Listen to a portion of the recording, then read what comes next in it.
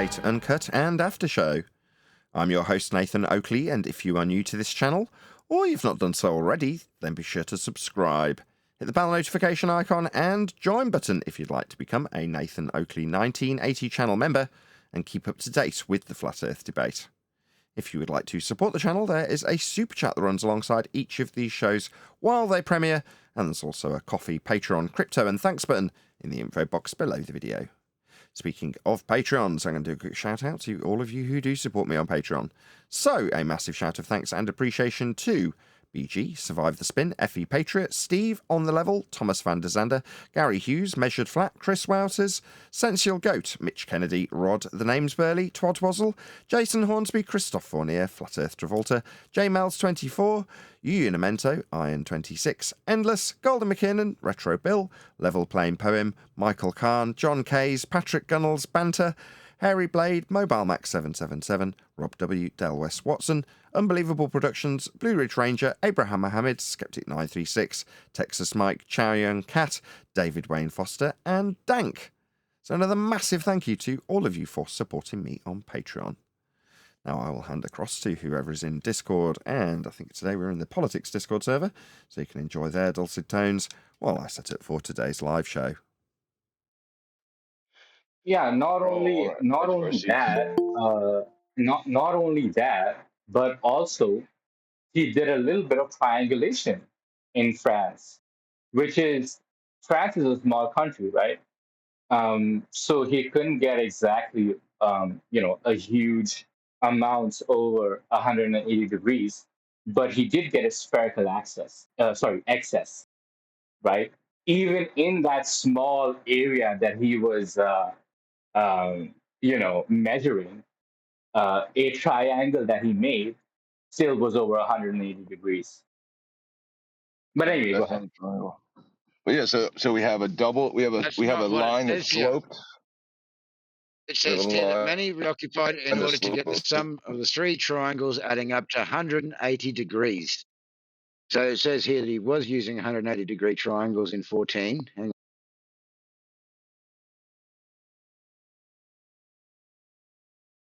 And then in 15 it says not all the angles of every triangle were taken and not all were observed. They were just so taken as to complete the triangle, where all three were observed, and the sum didn't add up to 108, exactly 180 degrees. Yep, it was more. Yeah. Hold on. No, hold on.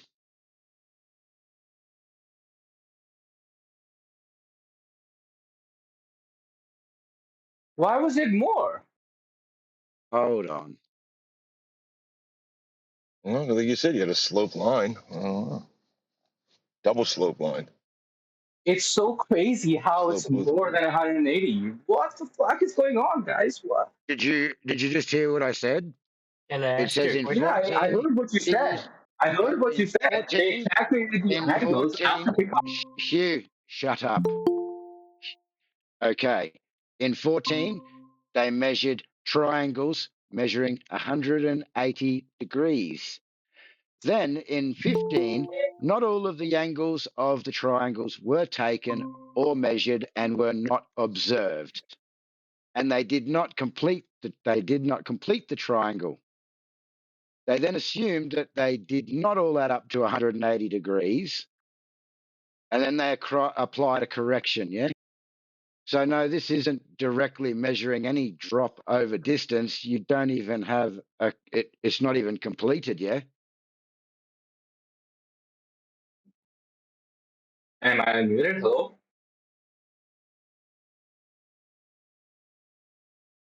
Hello? May I ask you a question? Go ahead, bro.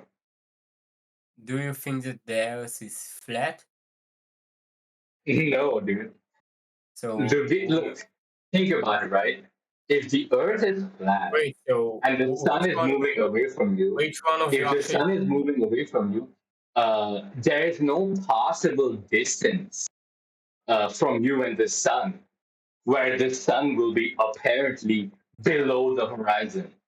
right? It's a very common sense thing. Think about it. The angle with which the angle of elevation from your eyes to the sun to the ground will never be below zero. And that's what we observe. So if it We do never not goes At the below observe end of your zero, the citation, that sun would make below it the flat. horizon. That is incorrect. at the end of the citation, we may note that Picard neglected to use spherical excess in his triangles. What was the conclusion that Picard reached? However, it would have been very small. So this doesn't say that he measured any curvature or spherical triangles. It says he measured triangles of 180 degrees. He had an established baseline. He's measuring angles. And he did not use spherical excess in his triangles. Thank you. What was I his would like conclusion to though? know how he's Blah, You blah, guys blah, seem blah, measuring to blah. think below the Blah, blah, horizon. blah.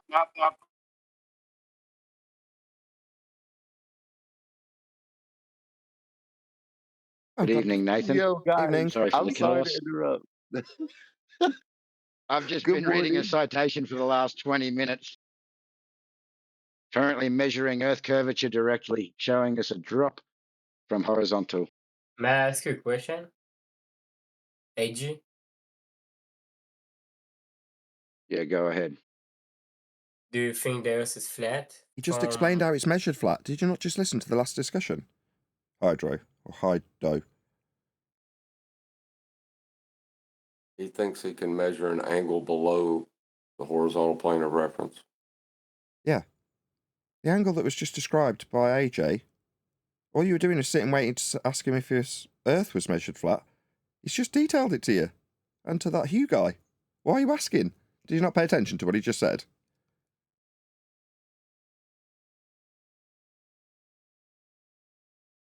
Hydo, can you not paraphrase back what he just said literally before you asked that question? He's detailed how Earth is measured flat with Hugh's example. Did you not understand it?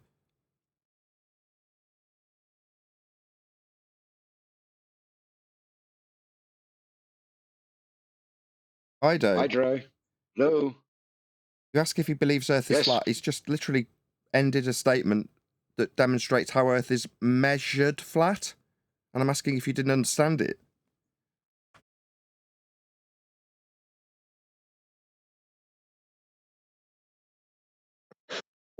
Give him a minute, he's in pain. Maybe we might have to slow it right down. Hey, Hydo, we don't believe it's flat. We know it's flat.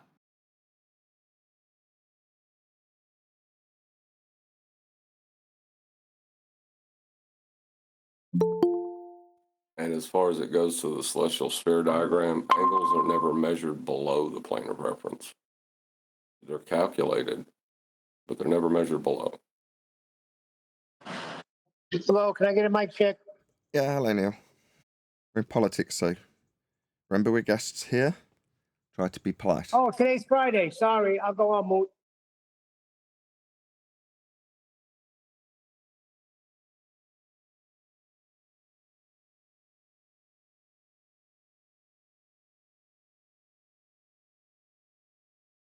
How very rude. Twice he's asked a question, he's had his answer, no response. Hydo, you're just rude.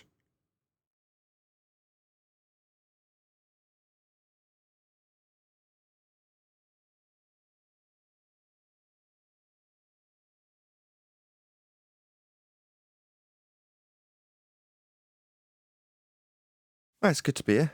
Nice to hear Globers saying, of course it's not flat. I can't measure below a horizontal plane of reference. Below zero. What, zero as in flat? For an angle? And because you can't measure below that zero, that horizontal, Earth is not flat when you measure it flat. Oh, definitely not, Hugh Jass.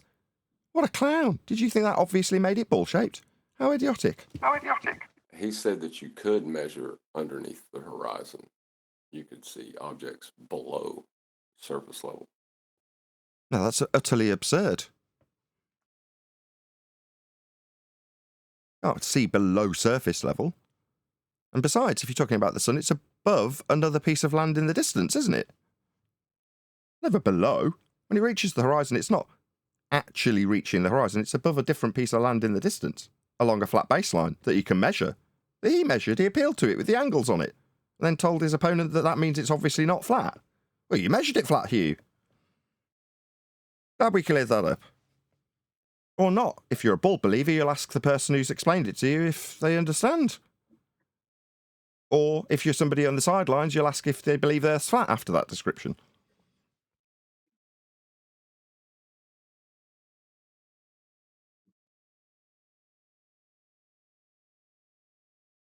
Anyway, welcome to Flat Earth, lads.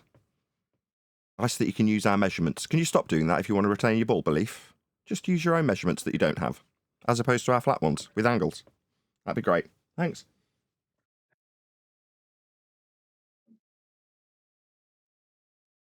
Could you stop Nathan, using my evidence? if I'm I sorry. were to drop you in the middle of the ocean on a raft, would you be able to give me your location using celestial navigation?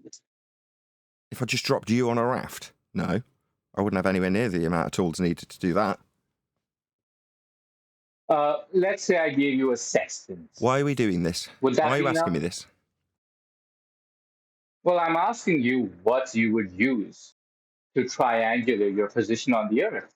What numbers, what formulas, what's the methodology that you would use to ascertain your position on the Earth? Right, you've already detailed it, haven't you? Your elevation angle measurements. The ones you appealed to about 5 minutes ago? I put it to you that that's a flat Earth measurement, and now you're asking me a question about what I'd do if I was out at sea in a raft? Do you appreciate that the angles that you... Let's try that again. Do you appreciate the angles you used were only capable of measuring off a flat Earth, the ones you appealed to but 2 minutes ago?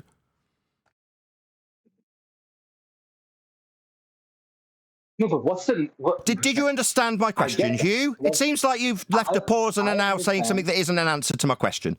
Do you understand? I understand. I understand. Oh, well, You welcome need to this Flat Earth. If ladder. you understand, then I've got a point to carry on with you. It's not just you yammering through the devastating defeat. If you understand we're measuring Earth flat, son, we're measuring Earth flat. You don't need to ask me about being on a raft, hypothetically. You don't need to yammer through me pointing out your devastating defeat either. You could just shut your mouth and say thank you. Yet you measured Earth flat, Hugh. You don't have to yammer through me like a twat. Thank you. I'm still taking apart your stupid dumbass position that utilised flat Earth measurements. At the point that you say, I understand, I can very calmly, if you don't yammer through the devastating defeat of your globe belief, if you don't yammer through that, I could just welcome you like you're doing now. I could just welcome you to Flat Earth. Because you're measuring it flat with those angles. It seems like every time I try and make this concise conclusion unimpeded, Hugh the Zealot triggered Fundy with a ball belief has to talk through the top of it. Maybe start a new conversation about something that isn't his flat Earth measurements he uses. Now, I also put it to you, my further point that he doesn't seem to want to hear, after my affirmation that he understands he's measured Earth flat. Well, good, I'm glad you understand that. Thank you for confirming. There's a further point. I asked if you would refrain from using flat Earth measurements if you want to retain some sort of stupid idiot bull belief. Can you stop using flat Earth only measurements, please, Hugh? Can you respond to that as well before we move on to further ancillary questions before I've even taken breath? I haven't finished, you insolent, idiotic globe believer. You'll know because I'll shut up when I demand of you what you will give me. That is an affirmation that you'll stop using flat Earth measurements to try and tell opponents that obviously means it's ball-shaped. I still haven't finished unimpeded, Hugh. You're just a triggered zealot with a bull belief that's having a shit taken on it. And you need to talk through me, making you affirm that you will not use our flat Earth measurements in future, like you did with that opponent when you used them and told him it's obviously ball-shaped after measuring flat Earth angles. You won't be doing that in future, will you, Hugh? Okay, are you done? Asshole! Okay. Asking when I'm done when you've yammered through the question means your non-responsive answer about when I'm obviously done and have asked a non-rhetorical question. I seek affirmation from a zealot, Hugh. Affirmation that you won't use our measurements that you used moments earlier. Not whether or not I'm done. You'll know because I'll stop talking. And you're still talking through me, so I've got to repeat it. No, I'm not done because you can't shut up. And you don't seem to understand that someone's done when they're not talking. You want to be talking while I'm talking, don't you, Hugh? Because then maybe you won't have to respond to the fact you're using flat Earth measurements. And I'm requesting politely that you don't do that in future. Can you not use flat Earth measurements to tell opponents that it's obviously ball-shaped? Because that's deceitful, Hugh. Can you affirm you won't do that in future? Yes, I'm done. Can you affirm, please? I won't affirm because I have to use flat Earth measurements because the Earth is flat, right? Yes, you do absolutely, without question, have to use flat Earth measurements because the Earth is absolutely, without question, measured flat by you. Yes, you will have to use them, but don't tell opponents that means it's not flat when you're measuring that way, Hugh. Can you affirm you won't do that in future?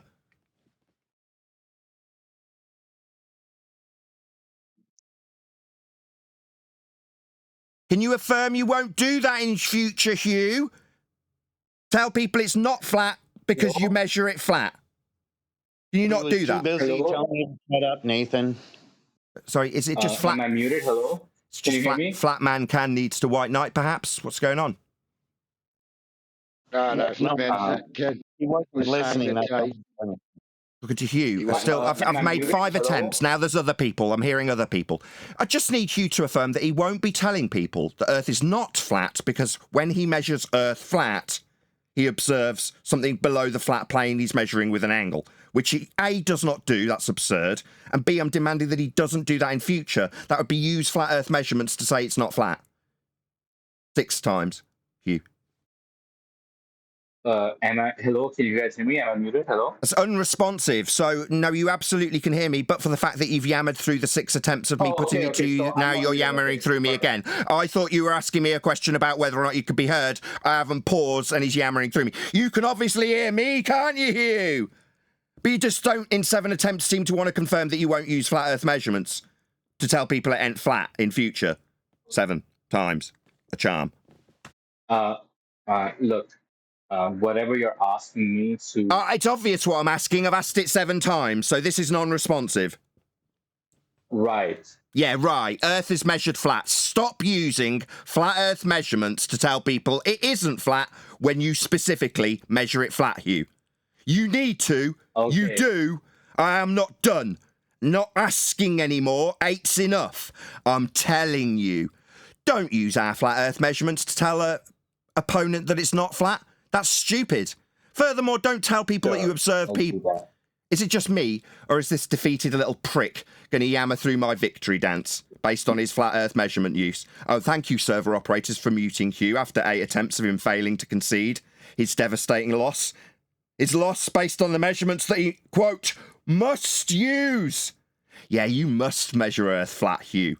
Just stop telling people it isn't when you use those measurements in future. Just affirm that that's how you measure Earth flat. Because it is. I thank you.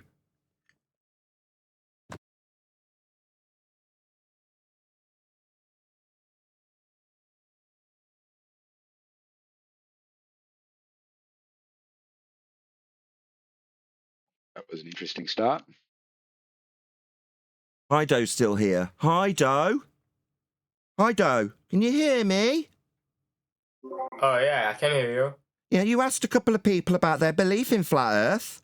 Now, what I've just done, hopefully while you were listening, was rip Hugh Jass a new asshole based on his use Wait, of why flat you using Earth. such? Is it just me, or was this I don't- wanker off mute, not answering me now, talking through me, just like Hugh did? When I'm No, done I talking, wasn't here. Hido, when I'm done and I'm I wasn't- finished talking, addressing you, then you can respond. Otherwise, the server moderators will server mute you like they've done. Prick. Prick, you asked 2 people if they believed Earth's flat. Now I'm asking if you understood the ass ripping that globe believer who utilised flat Earth measurements to tell you it's not flat. Did you understand that, Hydra? You can take him off mute so he can respond. Hopefully not through the middle of my question about an understanding of how Earth's measured flat now. First of all, I actually didn't believe that it's flat. I just came here because I didn't ask you that. I I didn't ask about your dumbass belief, did I, Hido? Did I ask you what you believe, stupid man? No, I did not. Do Well, you, of second course you time's a did. charm, Of course stupid man you talking through did. me, stupid man. Stupid idiot. Try to listen. You asked two people if they believed it's flat. Now, I've spent a prolonged period ripping an idiot's ass through his throat, showing him how his measurements of Earth that was flat are just measurements of a flat Earth. Now I'm asking if you understand, Hido. Not what you believe, because that's what you've just answered, making you retarded. Like you can't listen and don't understand a simple question. Do you understand it's measured flat now, Hido, you dumbo? You may respond. No, I actually stopped listening when you started to actually scream. Well, then get out. Well, then get out. Right? Then get out. Bye-bye, dickhead. You don't want to listen to me, don't you? Then you can get lost. Actually, I have no charge of this server. I can't remove him. But I can blag. It's all in the bluff, ladies and gentlemen.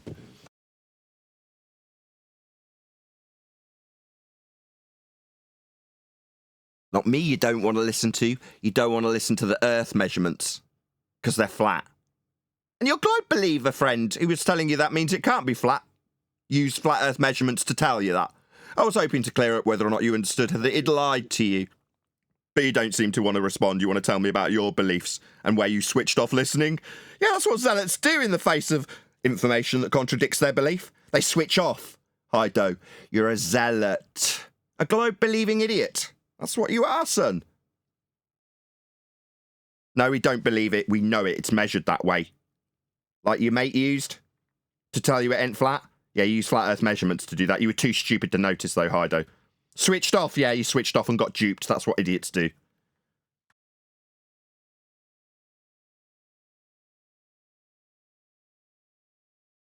I'm in a much, much better mood today.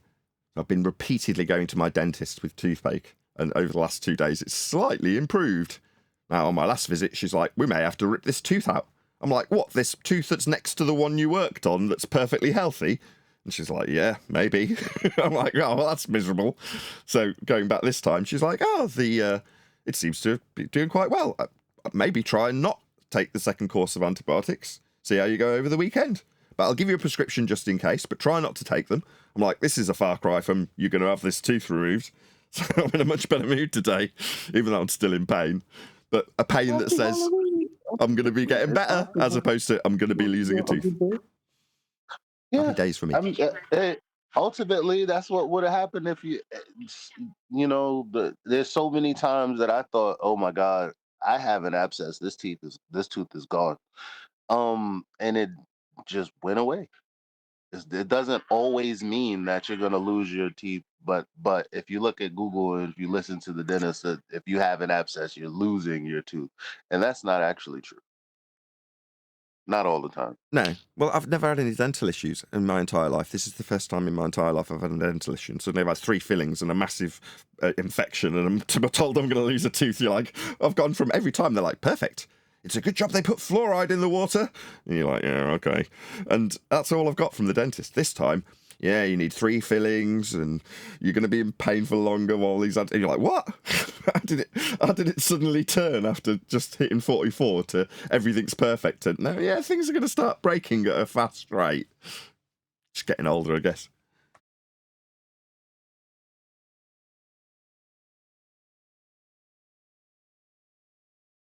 But it means I'm in the mood to rip Fundy's new ones based on their use of flat Earth measurements. How dare they? They need to be told off, and I'm going to be the one to do it. Sorry, what are you doing using flat Earth measurements? Get the fuck out of here. Don't use our measurements, how dare you? Cheeky idiots.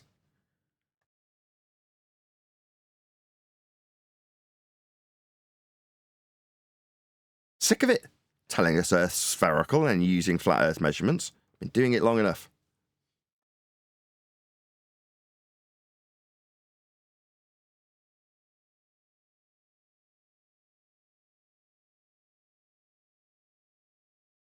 You see the quote I trimmed out? I stuck it in Master B. No, but I do enjoy the content from that gentleman. What did he say in that particular quote? Finish the truth. That's it. When you punish the truth, you're asking to be lied to. Yeah, that's what you ballers are. This is a control mechanism. You're willingly letting yourselves be lied to. And in the face of us pointing out the truth, oh, well, you want to be lied to. You're just leaving yourself vulnerable. Well, that's what you all are. Victims. Vulnerable victims getting conned. And what do you do when we come along with the truth? Oh, well, you shout us down and chastise us, call us idiots. Yeah, because the people who control, you don't want the people who've got the truth to have any credence and credibility, do they? They want to keep you well under control. As they do. And you'll fight for your subservience. That's what you'll do, you bunch of cucks. Started to see less and less pity in our globe-believing opponents of recent times. Oh, you're just victims.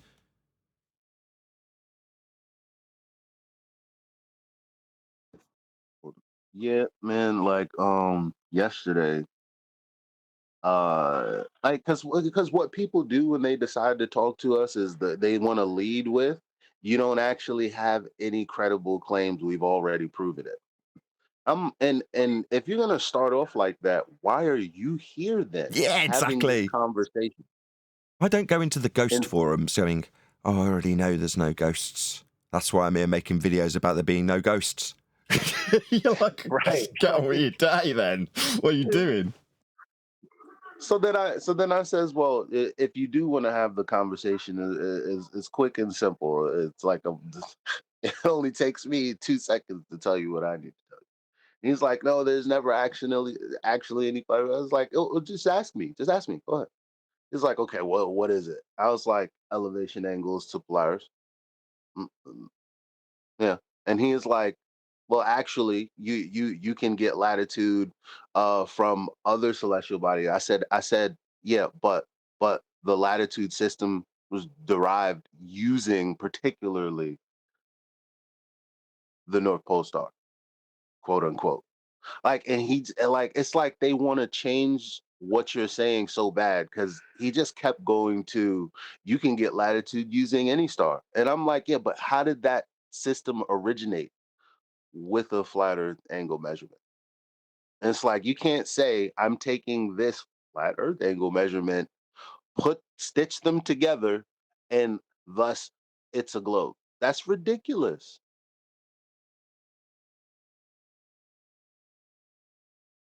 Yeah, fighting for their own subservience. Fighting for the lie they've been told. It's nuts. In the face of clear evidence that their lie requires a flat plane to make the lie work. Like, this is pretty sad now.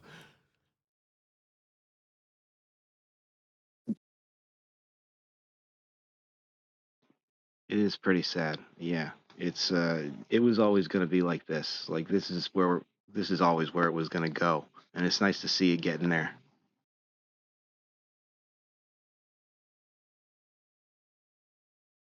I know we've been coming to the 'Cause all server they for need to quite... do is get around it. Sorry, Adam. Oh, I'm sorry. I was just saying like all they need to do is ignore the beginning of everything. Yeah, ignore the origin of their globe claim. Yeah. Just want to do my little preamble because we're going live in about 5 minutes. So, although I've been coming here every Friday for quite a while, please don't swear. So in about 5 minutes' time, we'll go out to a live audience. That's pretty much the only rule I have. Please don't swear. So that it can be, to a degree, family friendly, PG, if you will.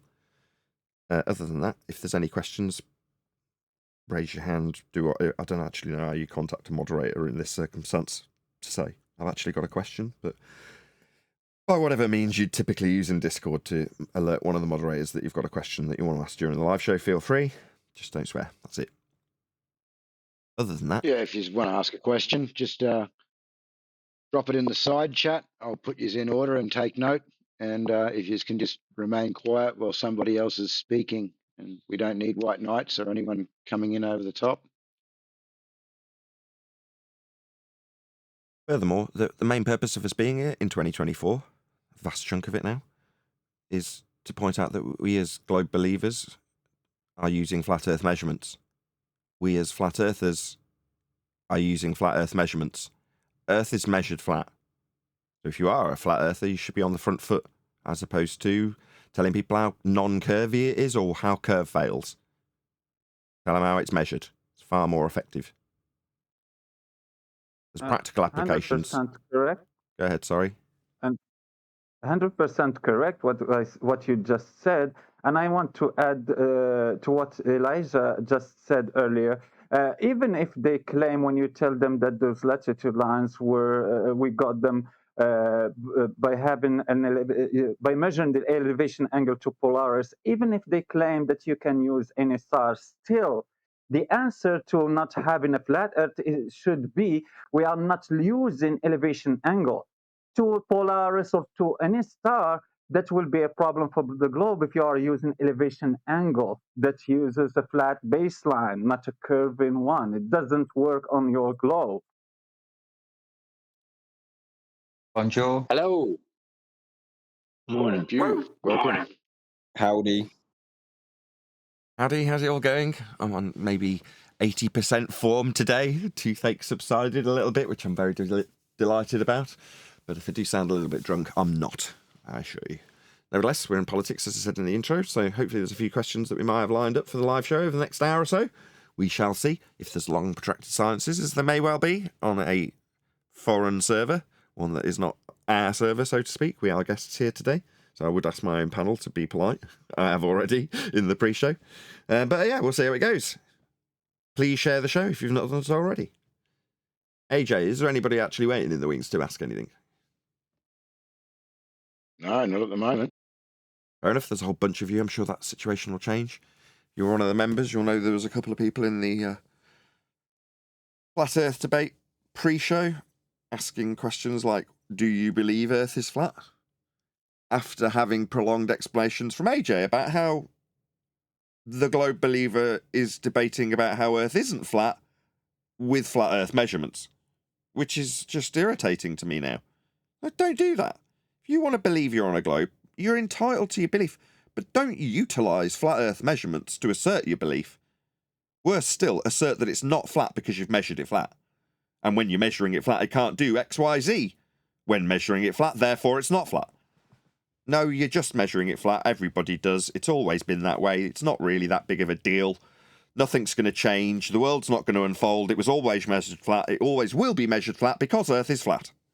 Hope that clears something up if you're watching and you're new to the stream. Please share the show. Yeah, it was another example of a glober who doesn't read their own citations, who read the first couple of paragraphs that mentioned a spherical triangle. But once you read further into the document, it said they only used plane triangles adding up to 180 degrees. The last line of the document says that in his measurements, he in fact did not use any spherical triangles. And further to that, his measurements were all counted as useless and were disregarded. And then you were asked if you believe the Earth is flat. I don't even hear it in one ear and out the other. Very amusing. Shout out to Sensual Goat, gifted 10 memberships. Thank you very much for the support. And also, welcome to Mickey Mess Studios, who joined as a penguin. 11 new members in so many seconds. Fantastic. And welcome to all of you who joined as a member. Go ahead, whoever that was. So, Lucius, right? Hey, man. How's it going? Very well. Stealing with Globers in every part of this server every day. I would hope so. The majority of the world still believe they're on a globe, don't they? So that would make sense. They think it's all round like their heads. I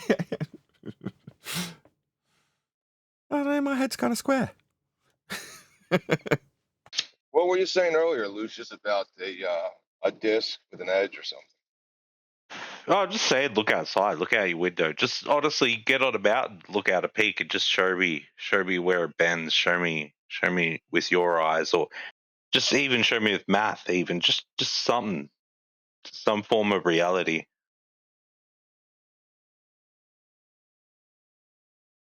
That's their trick. They just want to show you something useless and assert that it proves Earth curve. Well, there's no practical application for any of their assertions when they're trying to instill a belief into people.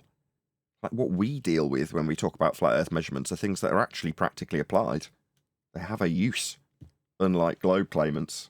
So us taking the contrapositive stance that we will have to defend why there isn't curve, it's like even if you did, having no curve has no practical use either. Measuring Earth flat has an infinite number of uses. Do you know? Someone tried to explain it to me by saying like, you know what they did? They grabbed a bucket with water in it and they swung it around like around their arm in a circle, and they said that's how the water on the Earth doesn't like come off because it's held in like That's that, completely and they in motion. not You know, that's like you couldn't even tell that that's an analogy because the premise that there's a globe and it's demonstrating that hasn't been proven in the first place. But to what you were saying, Nathan, the waves, the waves, like I was 1 second. it would be crazy. That analogy is not correct because when you spin the bucket, the water is inside the bucket. It's not the same as claiming that the water is outside the globe, because you can't do that same thing with the water is just on the surface of the bucket from the outside. Yeah, they were showing me that it doesn't spill. Like, look how it's in But the did you bucket guys still just as they hear my swing it over their response as I shoulder. also They did, Eli. I know you had something ancillary to add to that, but bear with me just 1 second, gentlemen in Discord. So your first response was sufficient, though, Witsy. Why did I call you Witsy? Eli. Your first response was sufficient, which is to say, when you point out that they haven't proven the first primary part of the claim that the Earth is a ball flying through a sky vacuum, that's it. That's game over. But the Discord server heard that and went, yeah, and then carried on, but you had a further point. So do you want to add your further point? Sorry to cut you off in Discord. Eli did have something else he actually wanted to add. He got the point so he wouldn't get bashed by me for telling him, no. They haven't proved their first instance claim. Who cares what water does on a spinning ball based on a bucket spinning around your head? Yeah, we're in a spinning bucket. So the second point was, if I can remember, it was something that you were saying. It's something that I noticed.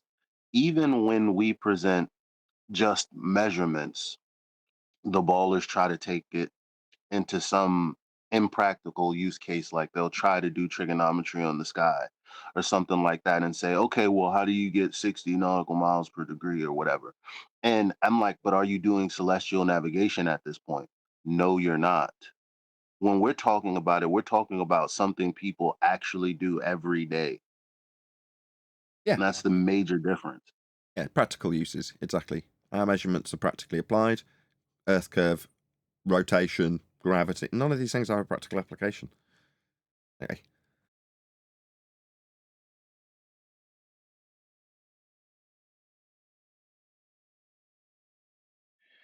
Can you take a measurement and force a practical application? One more time. Oh, God. So they're asking you to prove their circle theory, like. I don't know what I'm being asked. I don't think that's what he asked. I don't really know either, really. John, you're causing horrendous feedback in G+. Sorry.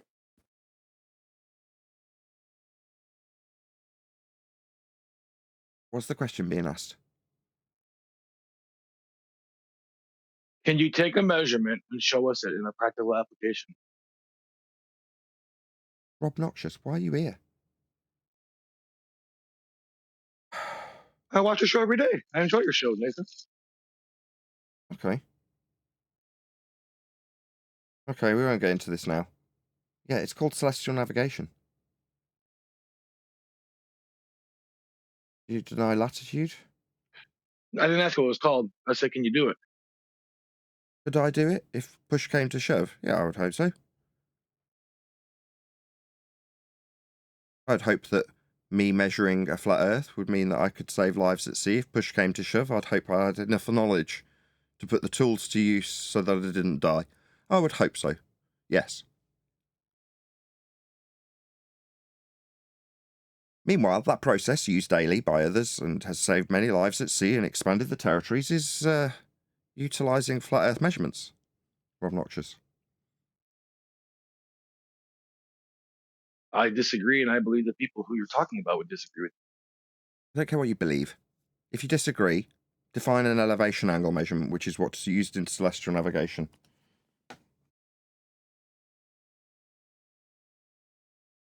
Or maybe a group in human history who was like, oh, we got to go circle the world or something.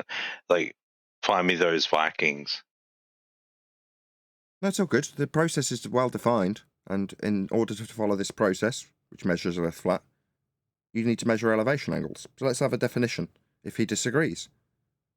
Appealing to what other people would believe, I don't care. Just define it. I've got 20, by the way. They all say Earth's flat.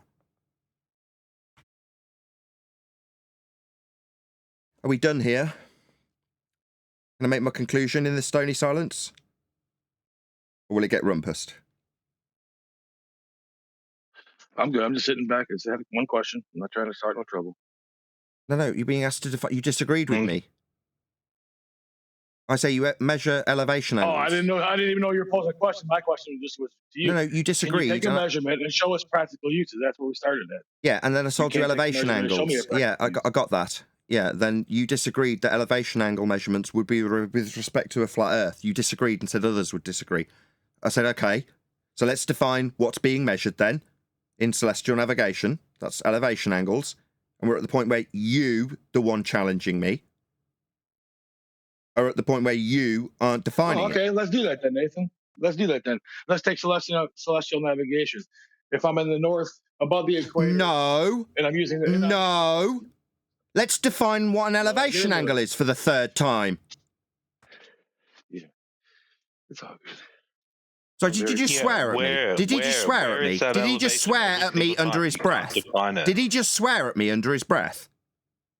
No, I did not swear. No, no, you did, because that's all you can do. I said I'm going to stay calm. I did not. Did you swear at me under your breath? Did you or did you not swear at me under your breath? No, I did not. No, I did not. So when I go back to the recording, no, I did not. I'm giving you a third chance, Rob Noxious. You're talking through me whilst telling me you won't be disruptive. If I go listen to that recording and I hear the F word, Nathan, you won't ever talk to me again. Nathan, sorry, that was someone else that butted in over the top. Fair enough. That was Lucius. Take it back, Rob. My bad. Just so you know. No problem, Nathan. Not in the best of form. I'm a little bit ill. So you might just find I've got a very short temper. My bad.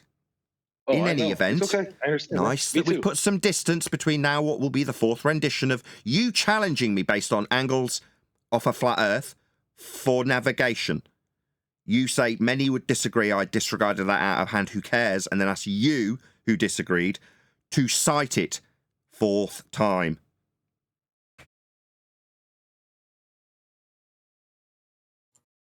Nathan, I want to kiss you. When I say metaphorically I'm a whore, it means I would be paid to do debates. This is not a kissing booth, but thank you. I understand the sentiment. I'm not going to pay you, bro. I'll take you out to dinner first, of course. I love you carried on the metaphor. Very good. So we're going to cite it, Rob. You disagree, right? Yeah, again, you're just trying to control the topic. I came in asking you a question. So how did it turn into you asking me a question? You never because you disagreed when asked for measurements. I gave you elevation angles and celestial navigation. Now you're talking through my response, it would seem. Yeah, I'm telling you why you'd be getting asked a question, because you disagreed when I answered you. I answered you with celestial navigation. Latitude, I said. Do you deny it, I asked. That hasn't been answered. Now, meanwhile, you, when disagreeing, that's a pause for thought, not a question of you. The question's been asked and will be asked now for the fifth time. Do you have a citation to disagree with my flat Earth measurement of elevation angle or not? Fifth time. Absolutely. Absolutely. There's no one, you never find nobody that says they measure flat Earth, ever. It doesn't. So I didn't ask what they don't do. Why is he telling the audience what citations will and won't do? Do you not know what you've got to do now? You've got to dig out a citation that says, no, it's not flat when we measure these angles off a flat Earth, because you're disagreeing and you need some citation for elevation angle that backs your disagreement with my answer to your frigging question. I know, and I'm trying to provide it to you. Well, I think we've had enough time. I think we can conclude that you're not going to manage it. I also mentioned I got 20 of them. So when you're done procrastinating, you could just say no. I haven't got what you've asked to back you disagreeing with me, Rob. You haven't got it then. So your disagreement was baseless then. We have everything you want and more, dude. So your disagreement was baseless then. No, it's you listen. So you've got a citation then. It's not baseless. So he's got a citation. Is this going to drag out indefinitely with his asshole prick talking through me and he's lost? He's disagreed. He's not going to give me a concession. No, he hasn't got a citation. I disagree with your flat Earth measurement in the form of elevation angle. We'll cite something that disagrees with it and shows it's not flat. That's 6 times. Are we going to get that? No, we are not. We're going to get the usual Rob Noxious prick treatment, where he rumpuses and puts some distance between his failure and me reading out one of 20 citations that makes it abundantly clear that you are measuring Earth flat when you take an elevation angle measurement in celestial navigation. My practically applied measurement I was asked for. And when it comes to me asking for the reason I'd be disagreed with in answering, I get this from a prick. This is why I don't like you, Rob. You're a prick. Yeah? You're not conciliatory in any form. You're a prick. You'll happily let me ask you the same question because you've disagreed. 6 times. You don't just say, no, I've got Jack. I had no reason to disagree. My disagreement was baseless. It's because it disagrees with my fundy sphere belief. Not because you're wrong. I'm disagreeing with you because I don't have a sphere belief to retain in the face of this flat Earth measurement, so I'll just disagree with you. No, that makes you a prick with a fundy sphere belief who cannot concede. In fact, you'll lie about having a disagreement and appeal to others. Who are these others that you lied about disagreeing with me? You have some appeal to some random strangers that aren't you. You're disagreeing and you've got no reason to. Me, I've got citations that make it explicitly clear that angle measurements will only and can only be taken from a flat Earth. Quote, the altitude angle, sometimes referred to as solar elevation angle, describes how high the sun appears in the sky. The angle is measured between an imaginary line between the observer and the sun and the horizontal plane the observer is standing on. End quote. Sustainable by design. Altitude angle. That's 1. Now, when I'm told I'm wrong by a prick, that would be Rob Noxious, an abusive prick who sends sweary messages via my messaging services, my private messaging services. Yeah? I get sweary, obnoxious messages from him. This prick, zealot, globe believer who chooses to disagree with me and appeal to a consensus that is imagineered. No, prick. You've got no right to disagree just because you fancy disagreeing. In reality, your globe's dead. It only was in your imagination because of the flat Earth measurements that created it. You disagreeing won't change those facts. Now, sod off. Never want to talk to you ever again. You abusive prick. Don't swear at me on personal messages and come and rumpus me when I answer you and you feel the need to disagree with no justifiable reason for doing so. So get lost. You're just a prick. Nathan, I'm not sure if you're aware, but Rob's known to have been a stalker to Bro Sanchez for quite a few months before he moved on to you. And I've personally walked in on him in his little Globe Gem Panda channel, talking about how he hates flat earthers and he's made it his mission to troll them. So just making sure you're aware of who you're dealing with. What, criminals? Yeah, I know. Yeah, you could get locked up for it, Rock Noxious. That's behaviour that's beyond the pale. So get lost. Minorities. Get them out of here. Fucking minorities. Stalkers. Zealots that have come into an arena that shows how they've been lied to. And what do they want to do to the people exposing their lies? Oh, well, they want to shut them down. Because they want to be subservient cucks to the lie that they've been told. How Jesus unbelievably Christ, get laid, pathetic. mate. Get laid. If they could at least come with an argument, at least.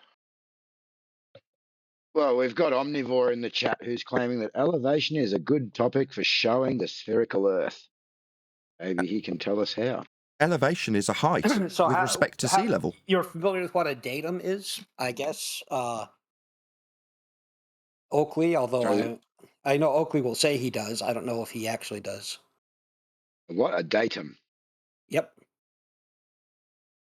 So when you're doing surveying and you want to know what your elevation is, generally that is done by measuring it from a standard, a datum, which is often WSG 84, and that is a ellipsoid.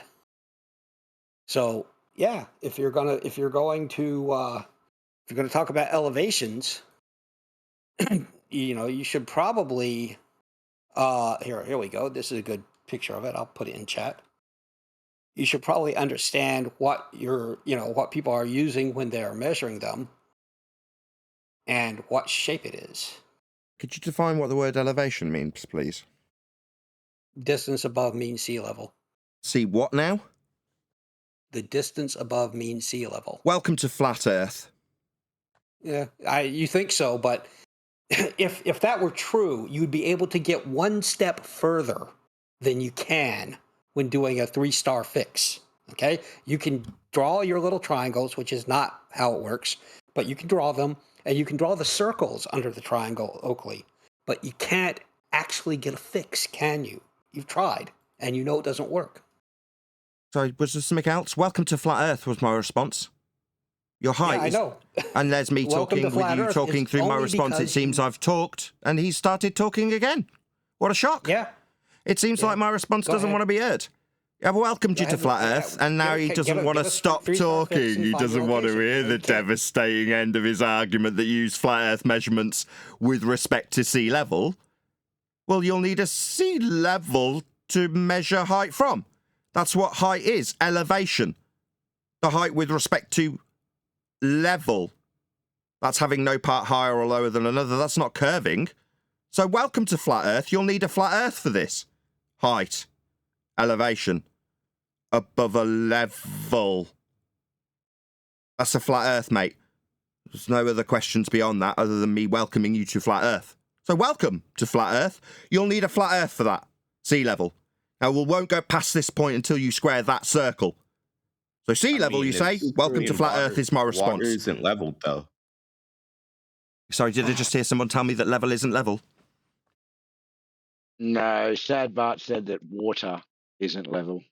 Sorry, we're talking about a measurement with respect to it, and it's defined by my opponent as sea level.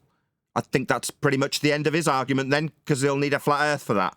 He didn't address it, he told me about getting a fix. I completely ignored it because it was irrelevant, and I'm still talking, and he's now yammering through me. Obviously, a response is required in the middle of my summary that he completely ignored the first time and chanted through that time too.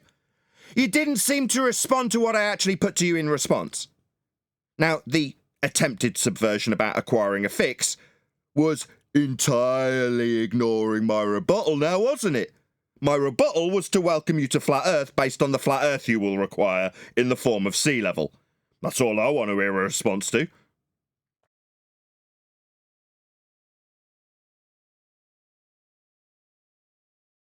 Doesn't look like I'm going to get one, though. So I'll conclude. We'll be measuring Earth flat for elevations. Elevations are a flat Earth prerequisite. You must have a flat Earth to get them. It's in the name of it. Sea level. So that's all bullshit. I'm sorry. None of that works. That's a hand wave dismissal fallacy. Excuse me, I'm not going to be told with a swear word that that's all bullshit. No, I'm not going to be swore at with a hand wave dismissal. No. Sea level is what you used in your claim. So to tell me that what I've parroted back to you is bullshit, I'm not going to take it. I'm just going to exclude that shite. So, you used it. No, telling me it's bullshit is why I've interrupted you. That's called a hand wave dismissal fallacy. No, it's not bullshit. You used those words, not me. So your words were bullshit when you said sea level. Well, don't use bullshit words next time. Meanwhile, we do use sea level. It's level. It's a flat Earth prerequisite. Welcome to Okay, flat Earth. I'll try again. Let's see how far I can get before he spurgs out. So Oakley has a presupposition that level must mean flat. That is his. That is his. Level flat. That is his presupposition. All right, and we know because of all of the evidence that we have around sea level that that is not true. So it is just a religious belief he has that sea level must be some kind of perfectly flat plane, and projection. Okay, instead of just sea level isn't level. Sorry, I'm just talking to There are this one places that dude. are Everybody else hundreds of who's trying to meters help, below thank sea you very level in the much. I ocean. don't need any help. Thank you. Right, so I'm just you're mute saying Nathan because I'm not going to. Sorry, I'm just going to mute him because I'm just not going to sit here and listen to what he's spruiking. Yeah. I'm agnostic. How is it a religious belief? To be honest, how? Be what? Sorry. He tried to argue that it's a religious belief. I'm just asking Omnivore how is it a religious belief? Hold on, we've got contrast of opinions. We've got a new player that wants to take part in the debate that I was currently taking part in until AJ decided that. Sorry, I'll step back. So, Well, Omnivore just hasn't answered the question. All he's done is spoken about what Nathan believes and continues just to speak about what Nathan believes. I don't care what Nathan believes. He's stated facts. Omnivore's a coward. Answer it. but we're measuring Earth flat with sea level. So he's saying the answer is we know from, for example, the practice of geodetic surveying that level is actually curved. I can put some pictures from older surveying books. You can use modern ones too, but older surveying books into the chat. I can flood the chat with them if you want to try, and you'll see that they have a level line that shows a curve, which is mean sea level. It's marked level. It is curved. And that is I how gotcha. I gotcha. I heard. Thank you. I'm Thank you. loving Will you the, stop at some chat. point? Will you stop? Somebody's getting real Are you going to upset. stop at some point? Can I answer him? I mean, that's one piece. Is he of just going to keep yammering, or am I going to get to respond to him? I urge you. Level isn't level. Okay, I urge you. Okay, is there any evidence that you can acquire an elevation angle from a curved baseline in that case?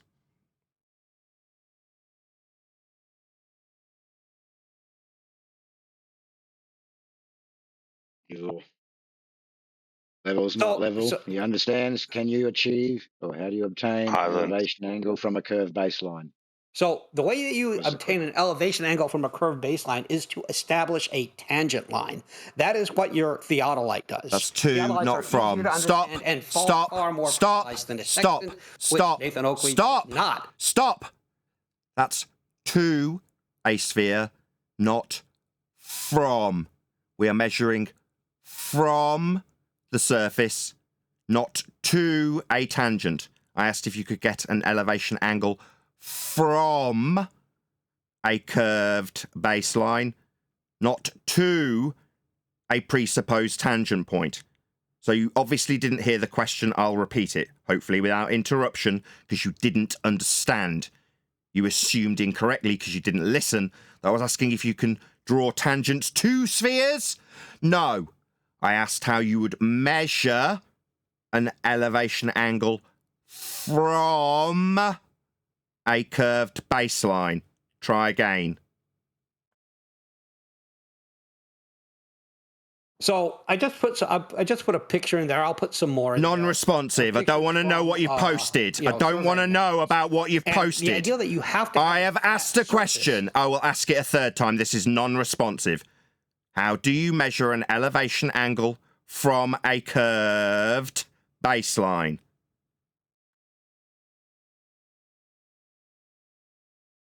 So, if we have a geodetic surveyor. Non-responsive. I'm not asking about geodesic surveying. I'm asking about elevation angle measurement. We started with sea level and height.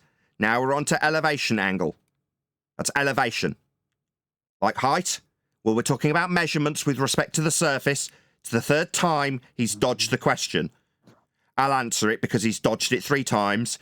You cannot measure an angle, that's 2 straight lines, one of which is with respect to their surface.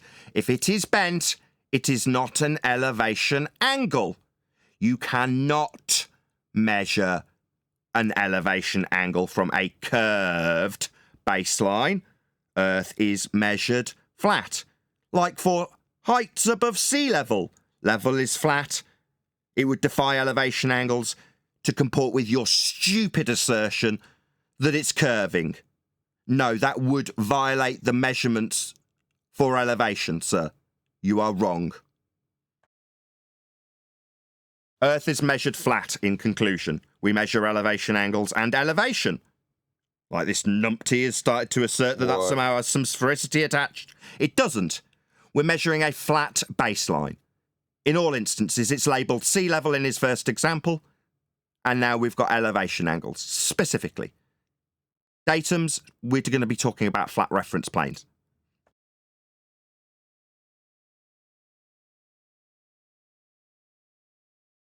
Next. Earth's measured flat.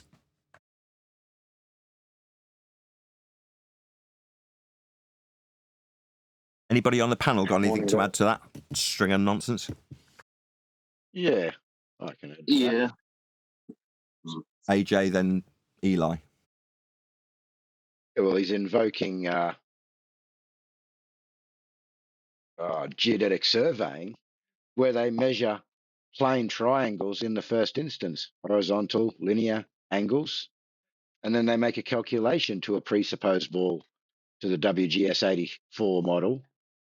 Doesn't mean that they've shown any curvature yet. It's a calculation done after the fact, using flat Earth angle measurements and plane triangles. Yeah, that moment when they measure it flat and they turn it to a sphere with the math. Yes, calculating. Just one sec, whoever you are. Eli, go ahead. He's coping. I just I wanted to know, you want me to read some of these I guess AI generated Google elevation angle definitions, applications. Sure. Things Which like that. none Can I account read for them? curvature. None ever do. They went where? I don't think he's listening because it's like I'm asking if you would like, and he just keeps talking. No, I'm just saying. Right, you're Go ahead, just Eli. saying versus listening to what I'm saying. Go ahead, read All them right. out. An elevation angle refers to the angle between a horizontal plane and the line of sight to an object that is positioned above the observer, essentially meaning the angle at which you look up to see something higher than you are. It's often used in contexts like surveying. Well, no, I'm going to stop there. Definition: the angle formed between a horizontal line and the line of sight to an object positioned above the horizontal plane. Application: used to calculate heights of objects like buildings or mountains when you know the distance to them and the angle of elevation. Related term: angle of depression is the opposite concept, referring to the angle when looking downward at an object below the horizontal line. Example: if you're standing on the ground and looking up at the top of a building, the angle between your line of sight to the top of the building and the horizontal ground level is the elevation angle. Yeah, I mean, we can take these measurements and apply them to the WGS 84, can't we? And then numpties can tell us that means that we didn't measure it flat when we did measure it flat. Absolute numpties. I have a question for him. Hold on, are we still talking to this omnivore guy or what? Do we want Yeah, the you said, painful... is there any... He's muted at the moment. Well, can I... Just stay muted. He's got Is there nothing any important to add to the conversation. Would you like to I speak got to a him? question from a... Oh, my God. I have a question from a statement that he made. Very simply. He said that the statement, level equals flat, is a religion. Can you unpack that non sequitur from the Black Lagoon, please? That's what I asked earlier. He's an absolute moron. Just omnivore, please. Wait, Just omnivore. Just omnivore. Hey, you guys unmuted me. Somebody, Non-responsive. somebody find their balls.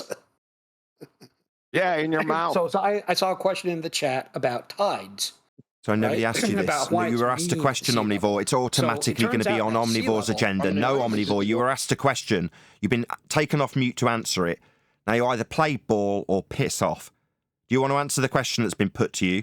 You're not going to take charge of the discussion. That's absolutely not going to happen, you disingenuous globe-believing zealot. Do you want to answer the question, Omnivore? Do you want to take him off mute to see if he wants to answer QE's question about flat being a religion or not?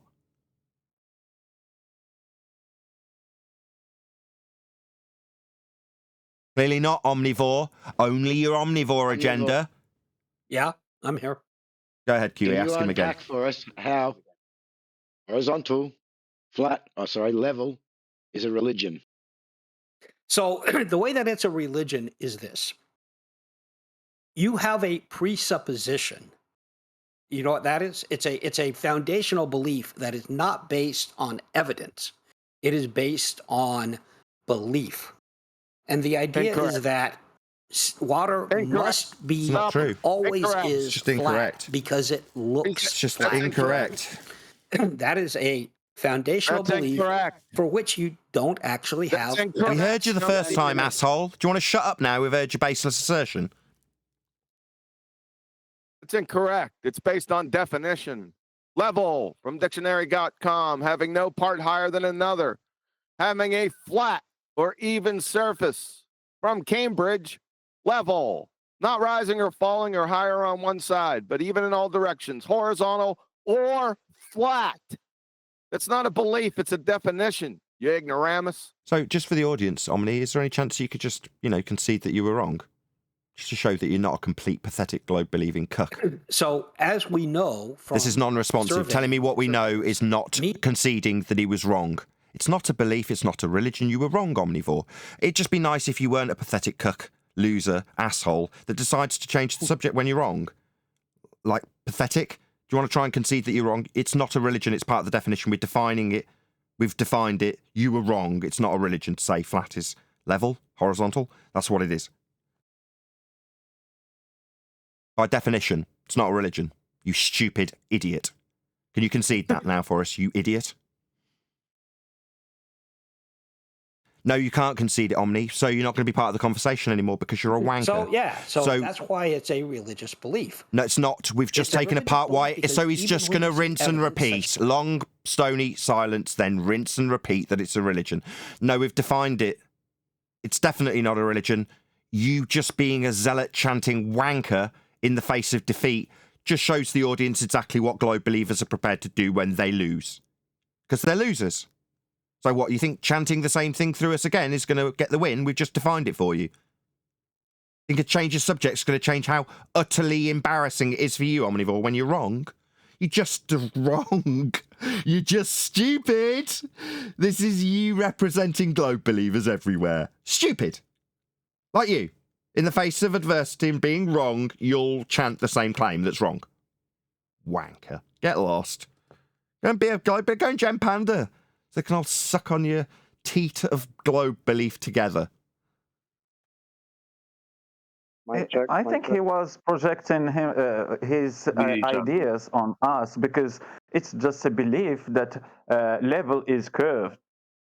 Level not being flat, that's the belief. That's the religion that they got.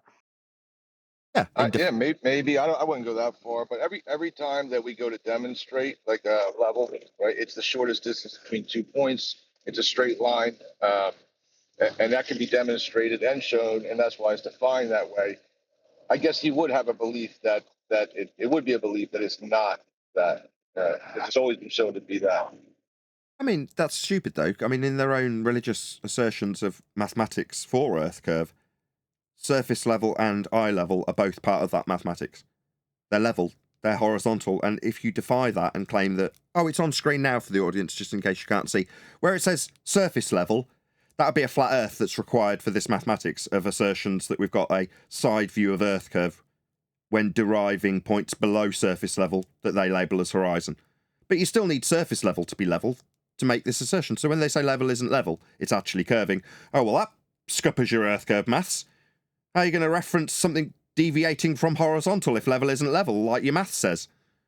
Yeah, level is level. You just need a flat Earth to make Earth curve assertions in Fantasyland. You're measuring a flat Earth to get those mathematical assertions of Earth curve, and it is absolutely level and abides by the axiomatic principles of level. It's not curving. That's idiotic. But of course, he'll tell me that believing that level is a religion. Well, why is it in your mathematics labelled on this diagram as surface level then? Yeah, refractive curvature found that paradox and pointed out months ago. Years ago. Bunk and debunk, man. He did it with puppets. Turned his kitchen into a sphere. It was nuts. Is there? He's putting in chat. Is it possible that there's a shorter distance between two objects? Is there a shorter than a straight line distance? Is that something that's possible? Who gives a crap? We measure Earth flat in geodesic surveying. They apply elevation angle measurements to stuff. In the WGS 84, he wanted to whistle past the Earth measurements and go straight to the WGS 84, and then say, no, axiomatic principles that are required in Earth curve maths, they're not real. No, we don't have level, that's curving. Oh, well, that buggers up everything in your entire worldview then. You need level to assert Earth curve. In your religious belief, you need a flat Earth for that. And you want to defy the Earth that's flat that is required for your measurements to move forward and calculate them into sphericity. You want to deny those, do you? What an idiot. Now, we're offering advanced heliocentric understanding. We're telling you where your globe came from, how it's measured in the first instance, and all you can say is, no, well, those measurements can't be real. Those axioms don't hold true. Yeah, they do. It's how your globe's created. If you deny them, you're also denying the globe's creation. Not that it's real. It's only in existence in mathematics. But those maths require measurements of Earth, and that Earth measurement is flat, whether you like it or not.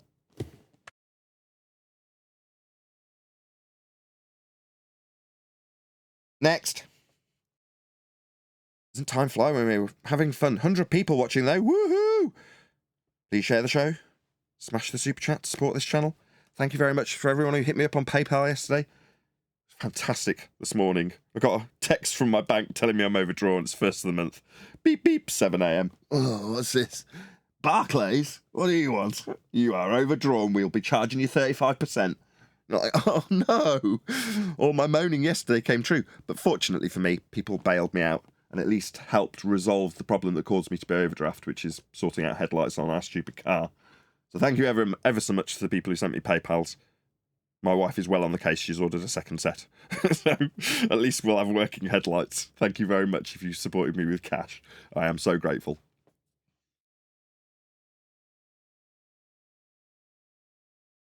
Amazing how easy it is to resolve problems when there's just cash in front of you.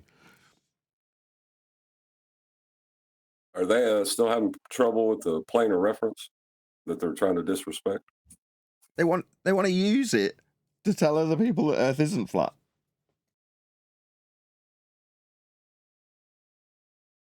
Well, the troubling thing is that in 2024, Baller's best argument on this panel this morning was that statement that level is flat as a religion.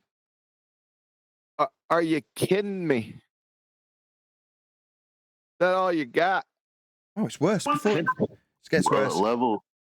Ed, Eli. At least they used to come out with some fake math or something before.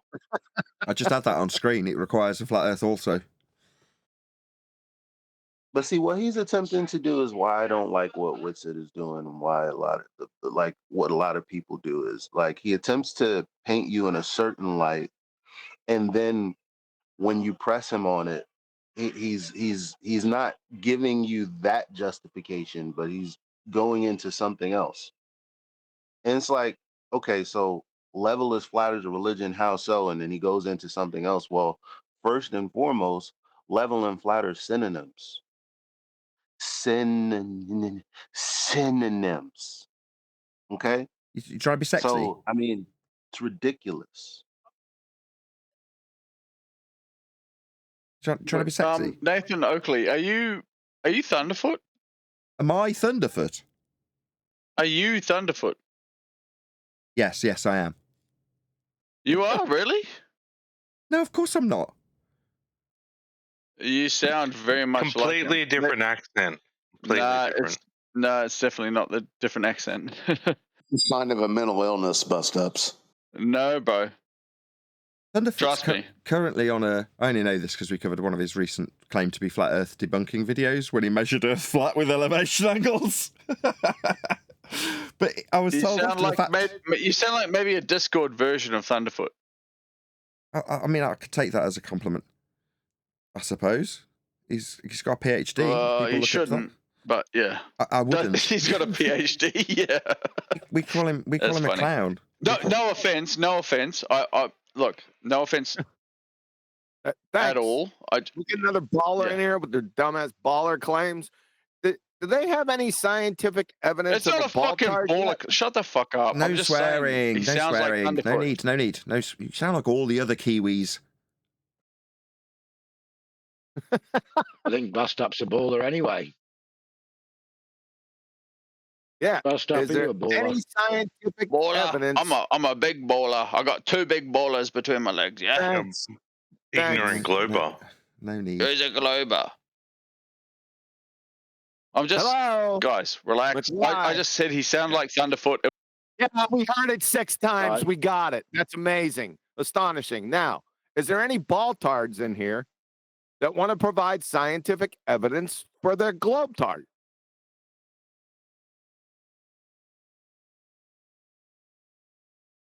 They never have any scientific evidence. They just have they argue. That's all they can do. Thanks for the color commentary. I'm just asking. There should be a few baltards in here. They're just very simply. Do you have any scientific evidence for a globetard?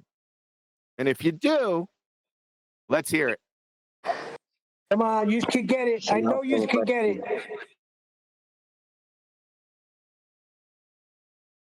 Omnivore says he has tons. No, he's already been here. And he's already been here. He offered geodesic surveying and we took it to the woodshed. Is he the level equals flat as a religion guy? Yes, he is. Yeah. Rinse and repeat. We define it. He says, yeah, so that's why it's a religion.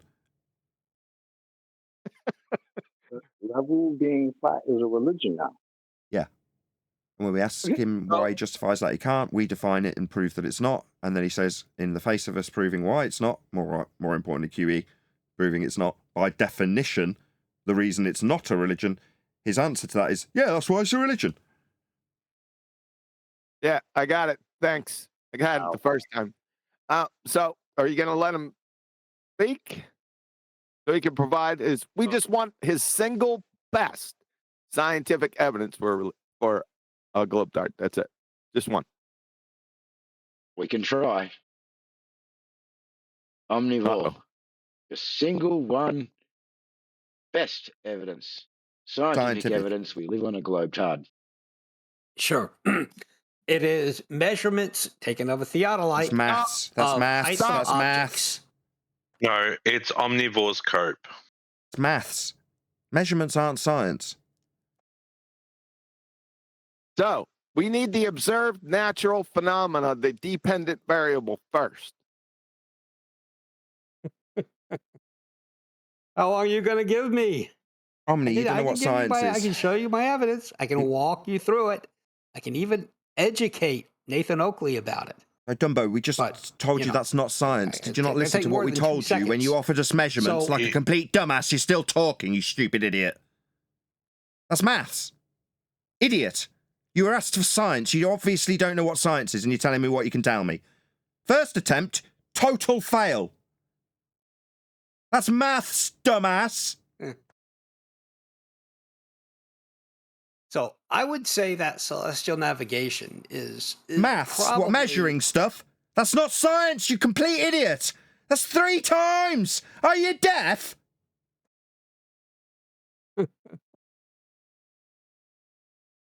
Are you deaf? So, I see that old hoss thinks I'm mumbling. So, no, I'm not old hoss. I'm sorry. You stupid idiot. What I'm gonna you have do not offered science, idiot. I can explain. You are an idiot, Omnivore. You haven't offered science when asked for it. It's a category error, Omnivore. Thicko. This is a straight copium, man, into my veins. That's ad hom. It's the pure stuff. Ad hom, dickhead. You don't know what science is. So what makes Omnivore, you you're an think it's a idiot. You don't know what science is. You offered maths when asked for science. Do you want to acknowledge how stupid you are for offering maths? Who was that? Idiot. I'm talking to you, Omnivore, the one you said you could address. No, I'm addressing you for your stupidity. And you seem to be chanting through me addressing you. When you offered maths, you're chanting through the defeat. You offered maths when asked for science. It's been 5 times, Omnivore. Do you think if you just cause audio chaos while I point out how wrong you were, it'll overcome that fact? It's only moderation by the server operators that will succumb to your chanting through me, Omnivore. You've had to be server muted because you don't seem to want to accept the defeat. When asked for science, you offered maths. Now I'm calling you an idiot, Omnivore. Would you like to address that, idiot?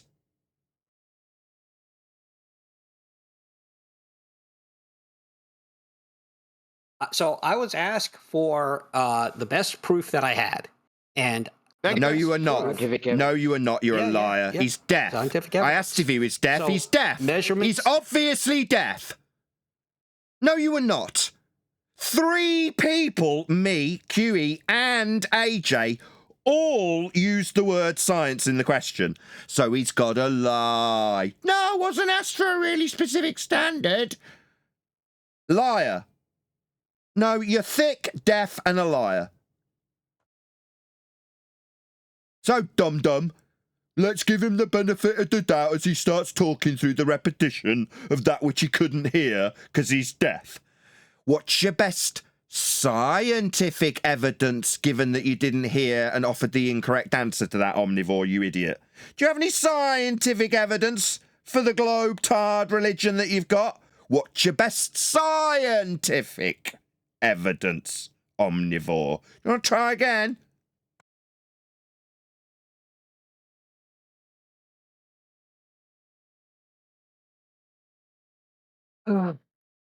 So celestial navigation is based on the principle. No, then shut up. God. Oh my God. Those are angles, and it's a measurement, calculations, geometry, and math. That doesn't have nothing to do with science. The people around you are pointing out how stupid you are, Omni. Everybody here knows how dumb you are. No, ain't gonna cut it. No, I'll just carry on with my measurements that are flat. What, elevation angles? They're flat Earth measurements. Definitely not proving a globe scientifically. Not only a category error, a flat Earth measurement that definitely isn't science that you're offering. What are you doing? Did I not already tell you not to use flat Earth measurements? I'm pretty sure I made that demand of you already, Omni, you disrespectful prick. Yeah, it's a fail as soon as you try and answer that question. 1000% category error. You are measuring angles. You are doing math and geometry. It does have nothing to do with science. Correct. There's an effect in the natural world. Don't tell him that. Yeah, don't give away let the them right figure answer. that out. You're stealing QE's magic trick if you give him the right answer. Or tell him category error and why they should have said that as the answer. It's ruining the trick.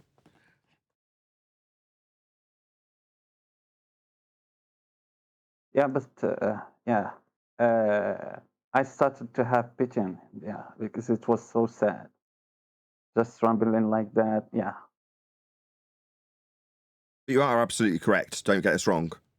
You know, we're guests here, so typically everyone's in on it. Go on, Chocolate. Sorry, man. I just wanted to say it's one of those, shh, let them figure that out, right? Because again, remember, these were the guys that tell us science proves everything years ago, right? So they should obviously have a good idea what science is.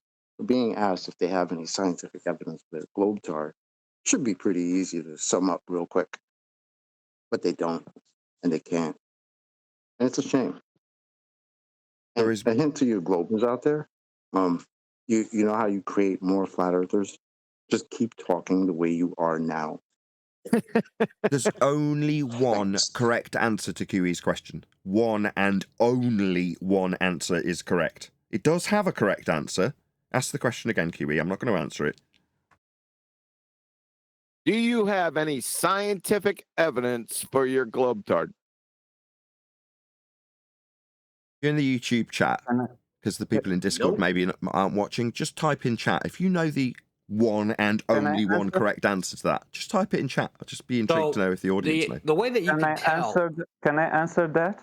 When you are done Sorry, with them, Omnivore. ask me to answer if you want the answer. I know the answer. Go ahead and answer, Nicholas. Go on then. What's the right answer? The answer is that the question was wrong. Correct. So science doesn't study shapes. Spot on. Malformed And question. geometry of the objects. So that the question was have to be related to geometry and measurements, not science. Study of cause and effect in the natural realm. So can you provide a citation of that? 10 points to Omnivore, who wasn't being asked or discussed this with. Omnivore was asked and didn't give that answer, but Omnivore's decided it's his turn to talk. No, sir, you are absolutely 100% correct. That is the only correct answer to QE. QE, you are in a category, not in a category error. That is a malformed question. Science will only elucidate cause and effect relationship, and the nature of Earth aspects or shapes is not the purview of the scientific method. It is a malformed question. You were absolutely correct. By not stating QE, that's a malformed question, you have shown without a shadow of a doubt that you are absolutely clueless what natural science and the scientific method is. You'd fail 5th grade general science. Thanks a lot, Globey. Yeah, after getting the right answer from a random person on the Discord server, I couldn't see who it was. It might not be a random person, but I'm assuming it is. We got Omnivore, the guy who made that glaring error that we're all he's blissfully unaware of and we're acutely aware of. He decides to talk through the top of the correct answer actually coming. Not, I'll just give you maths. Not only give you maths, I'll give you flat earth maths for scientific evidence of a globe. Now, first, you need to identify the fact that that's a category error. Science doesn't deal with shapes and aspects. Cause and effect only. We actually asked. He actually asked for a citation to prove it was a category error that science doesn't deal with shapes. Yeah, but also his answer was going toward the right answer before just correcting the question, because he was talking about celestial navigation, measuring angles and those things. Yeah, he was going toward the right answer. So shapes, and he was using geometry, measure of angles, so measurement and maths and geometry. So that's the right path, but he had to just acknowledge that the question first was incorrect, not to use that answer as being scientific. So he considered the answer for him, for me, I understand that from his answer, it was considered as being scientific. Correct. It's a very clever phraseology from QE. It's a scientific... I can prove it using the scientific method. I can prove it using the scientific method. Hold on a second. It's a scientific literacy litmus test. That's what it is. Did somebody say they could prove it with the scientific method? Really? After we've just pointed out it's a category I can prove it with the scientific method. We can go through every step and prove the Earth is a globe right now. All right. Observe natural phenomena, please. Stars in the sky, comets going across the sky, the sun. Those are phenomena we didn't know about in the beginning. Just pick one. Just pick one. Well, no, that's how there are stages to this, right? So I can show you how we can go from the first stage to the last stage to prove it's a globe. But you don't want to do that. I'll do it right now. Observe natural phenomena is singular. Okay, well, pick one. You want one star in the sky. What's number two? Okay, hold on, everyone, slow down a second. Did you say stars in the sky? I can prove the Earth is a globe through the scientific method. We'll go through each stage that'll end up leading to why we have a globe. Got that. Because we proposed something. Oh my god! We actually demonstrated. Oh my god! So stars. Rob. Yes. Stars in the sky was your observed natural phenomena. This is a yes. tedious. Just need a yes. You said it. I'm affirming that that's what you've said. We've said pick one. That's one of them. You just need to say yes. Otherwise, no, I'm not going to carry this on. I'm going to ask the mods to end this if you don't just affirm what you friggin' said 25 seconds ago. So stars, Yes, then. natural phenomenon. Yes, natural phenomenon, such as if you want to pick one in the stars in the sky, the way they move, or you want to pick Coriolis effect, and there's many different phenomena. That You're What a wanker. I just don't want to carry this on with a wanker. So he says start. Now he's talking through me again. Now he's talking through me, pointing out what a wank. Now he's talking through me. Now it's audio chaos because a wanker's decided to join in the discussion. So wanker's going to cause audio chaos 4 times. One of the things on his list was stars. I ask if it's a yes 4 times. You can pick Coriolis is the answer. What a wanker! This is globe believing wanker 101. Yeah. So you can't just say yes to one of the things you said. You've got to tell me that I can pick one of the things you said. Yeah, I did when I said stars and asked you to affirm that that's the one you want to pick 4 times. But because you're a wanker with a globe belief, you've got to behave like this. You can't just say a simple yes. You're mentally retarded. That's beyond your mental capabilities, isn't it? So now I don't want to carry on the conversation anymore. You've proved yourself to be a wanker.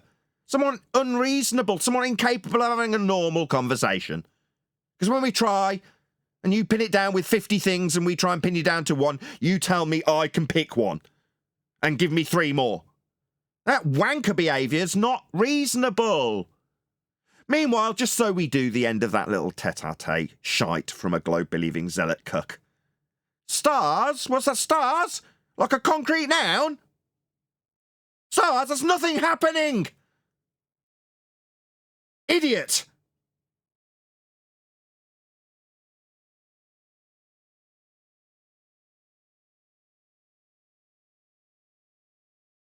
Dealing with retards. Globe believers are just stupid idiot victim retards. That's what they are. Losing patience with them.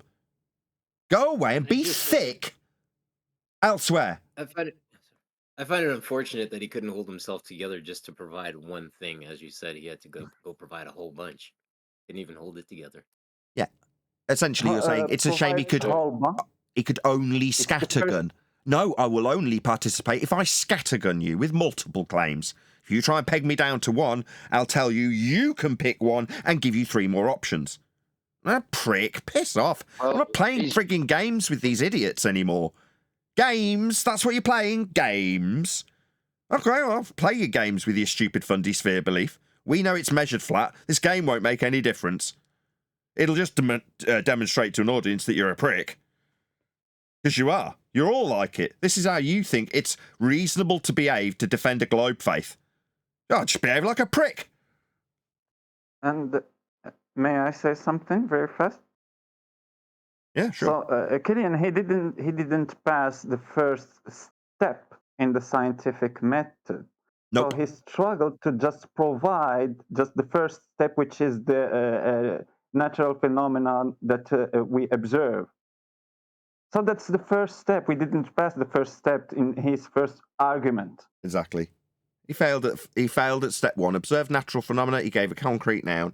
Then he said Coriolis. What a not actual deflection. You're like, you retards. You're going to give me an illusion and claim it's a phenomena. You bloody fools think illusions are phenomena. Ugh. Thick as shit. Yeah. Well, I believe the whole idea of this entire thing is to actually have a conversation versus just minute-manning and splooging all over the start of the conversation. Take your time, right? Build the conversation so that things can be effectively sussed out versus just saying blah, it's all this, and work your way through this pile of inconclusive evidence I've just provided. How do you build a conversation when the first statement out the gate is wrong? Yeah. How do you do that? Listen to how stupid it sounds. So you ask me, for example, about gravity, and you ask me about what the observed phenomena. Imagine me telling you apple. That's the observed apple. Tree. Then physics of water, so something irrelative, like he said, Coriolis effect, irrelevant to star. and pick what you want. Pick it. You are the one who said that have multiple arguments. Just give us one. He meant it literally. I want to give you scattergun arguments. That's what he actually means. Multiple, yeah, I'll throw as much crap at the wall as I possibly can in one go. Wait, I'm sorry. I was busy working. So after the phenomenon of stars, he went to Coriolis? Stars is not a phenomena. Yeah. Really? Yeah, at least with Coriolis you could say, well, it's called an effect. Yeah, you can observe that happening, but the thing you're observing is an illusion based on your movement. There is nothing actually happening at all in terms of the object that you're observing. It's travelling in a straight line. So what's the effect? Yep. It curving. It's not curving. So there is no actual physical effect. It's an illusion. We're going to science this illusion. These people are numpties.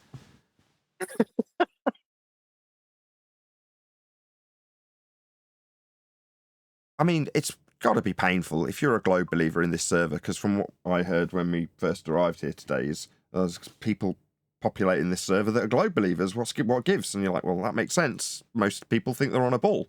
But when you listen to people like us ripping that religious belief to pieces and showing you how actual practically applied measurements prove Earth's flat, that's got to be quite painful for you globe believers in this panel. Especially when you start appealing to the evidence you thought you had, and we point out how that's worthy of a welcome to flat Earth when you're using sea level, and then violating angle measurements with respect to the surface by saying sea level, oh, that curves. Obviously axiomatically idiotic, but there we go, I'm going to state it in defiance of every single definition ever. Idiots, globe believers, it's got to be painful. I pity you. Or I used to pity you. It's getting less and less. I can't be honest. I just think you're stupid. More fool you.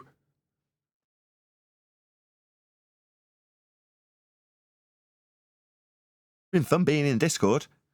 Thank you very much for having us. Always a pleasure being in the Discord politics server on a Friday. Fun has been had with all. Any last remarks from my server? My panel, I should say, before we part company with the Discord server? Or at least part company with your live audience. Clearly not. With that, I'll say if you are watching this on either Nathan Oakley 1980 or Nathan Oakley Premiering streams, then stay tuned, as there will be an after show to follow. Yeah, sorry, man. I couldn't pull you up today because I got booted off as well, and then I just was a listener as well. No, it's all right, bro. I actually got off too. Like my phone wigged out and dropped, and then it dropped me, and then like when I went back, conspiracy must have fell asleep, and I was like, oh damn, I can't get pulled up if he's asleep. But no worries, bro. It was fun last night. We had a good time. There was a lot. Yeah. What's the general vibe in this server? Obviously, we're only here and we're kind of like regulars now on a Friday, so it's got its own timbre and tone. This my show, if you will. But what's it generally like in here? Yeah. Pretty much that. Pretty much Globers saying the nonsense that they were spewing earlier, and we just constantly bash them. But there's a lot of new people that come in here though with old arguments, and then there's a lot of people that are like they want to hear, they're actually listening. So sometimes we get in really good conversations, and then direct people to the 24/7 Discord with all the the terabytes of information they could go through. Cool. But it's pretty cool. It is very. That's good. That's very encouraging.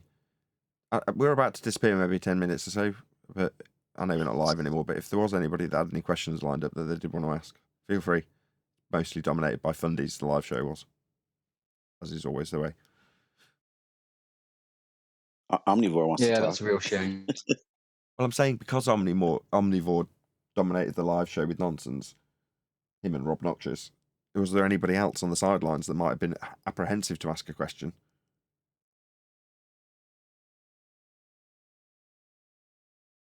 There's normally people that are like, I don't want to ask a question if I know it's going out to a live audience. No, thank you.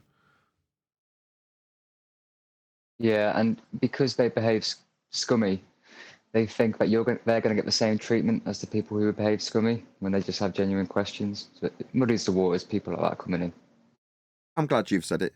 Hopefully people can tell from my tone just how loving and cuddly I am.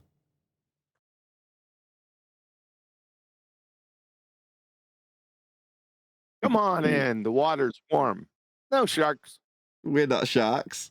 Just ignore these fins. You know what the hardest thing about being a baller is?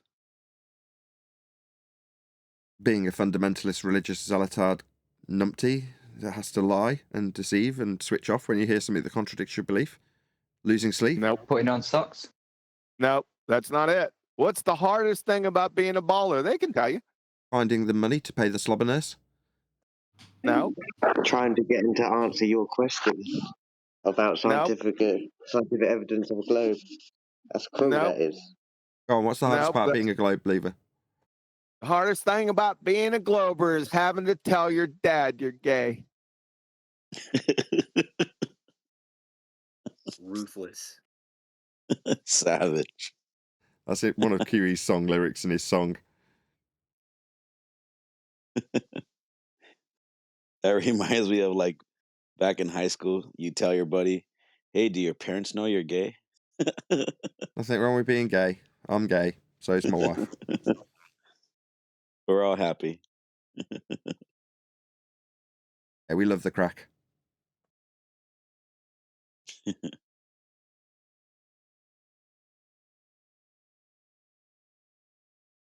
Yeah, I got a little soundbite from a random YouTuber, QE. Just listen to this. It's only one sentence. Finish the truth. I like that. So earlier in the show, I called Chocolate Witsit by accident, or Eli Witsit, I forget which. They're both black, so they're both basically the same. In any event, one of them got called Witsit. Which one of you two did I call Witsit? In all seriousness.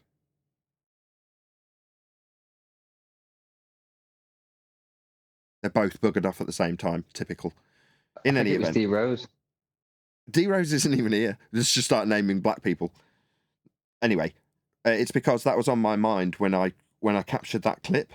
So, although the sting is less and less each time we go out to show the fraud of etherites and scammy behaviour, we get a whole bunch of white knights that come along and tell us, how dare you divide the flat earth community by exposing complete garbage, they never say. And when that guy said that, I was like, he's actually talking about beautiful women and that they are constantly lied to because people just want to shag them. So they're just going to lie to them. So they grow up never having anybody tell the truth to them. And when they do get the truth, they punish it. So the men that do want to sleep to them know that it's not going to be rewarded. So they just continue to lie to them. And then he said that if you punish the truth, you're opening yourself up to lies. And it made me think, yeah, exactly. When we expose someone like Witsit, and you come along and say, how dare you divide the community? It's like, no, you're punishing the truth. It's just going to leave you open to lies. You're now vulnerable.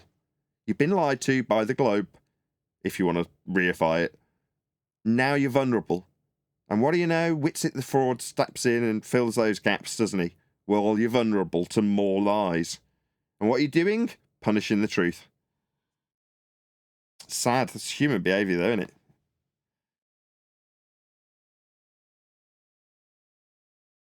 Yes, Nathan, got your sample. I'm glad you clipped it out. Oh, well, I thought it was good. I thought I'd share it with you. I'm glad you all enjoyed it. Anyway, Discord, I'm going to toddle back to our resident server. Before you go, I enjoyed that voice better than the actual clip, though, I gotta say. Jolly good. Thank you very much for having us. Thank you for being here. Hopefully we'll... Bye, Nathan. Thank you. We'll hopefully be welcome back next week. We'll see.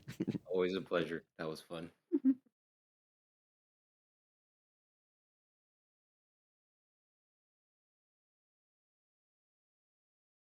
I'm in a much better mood today.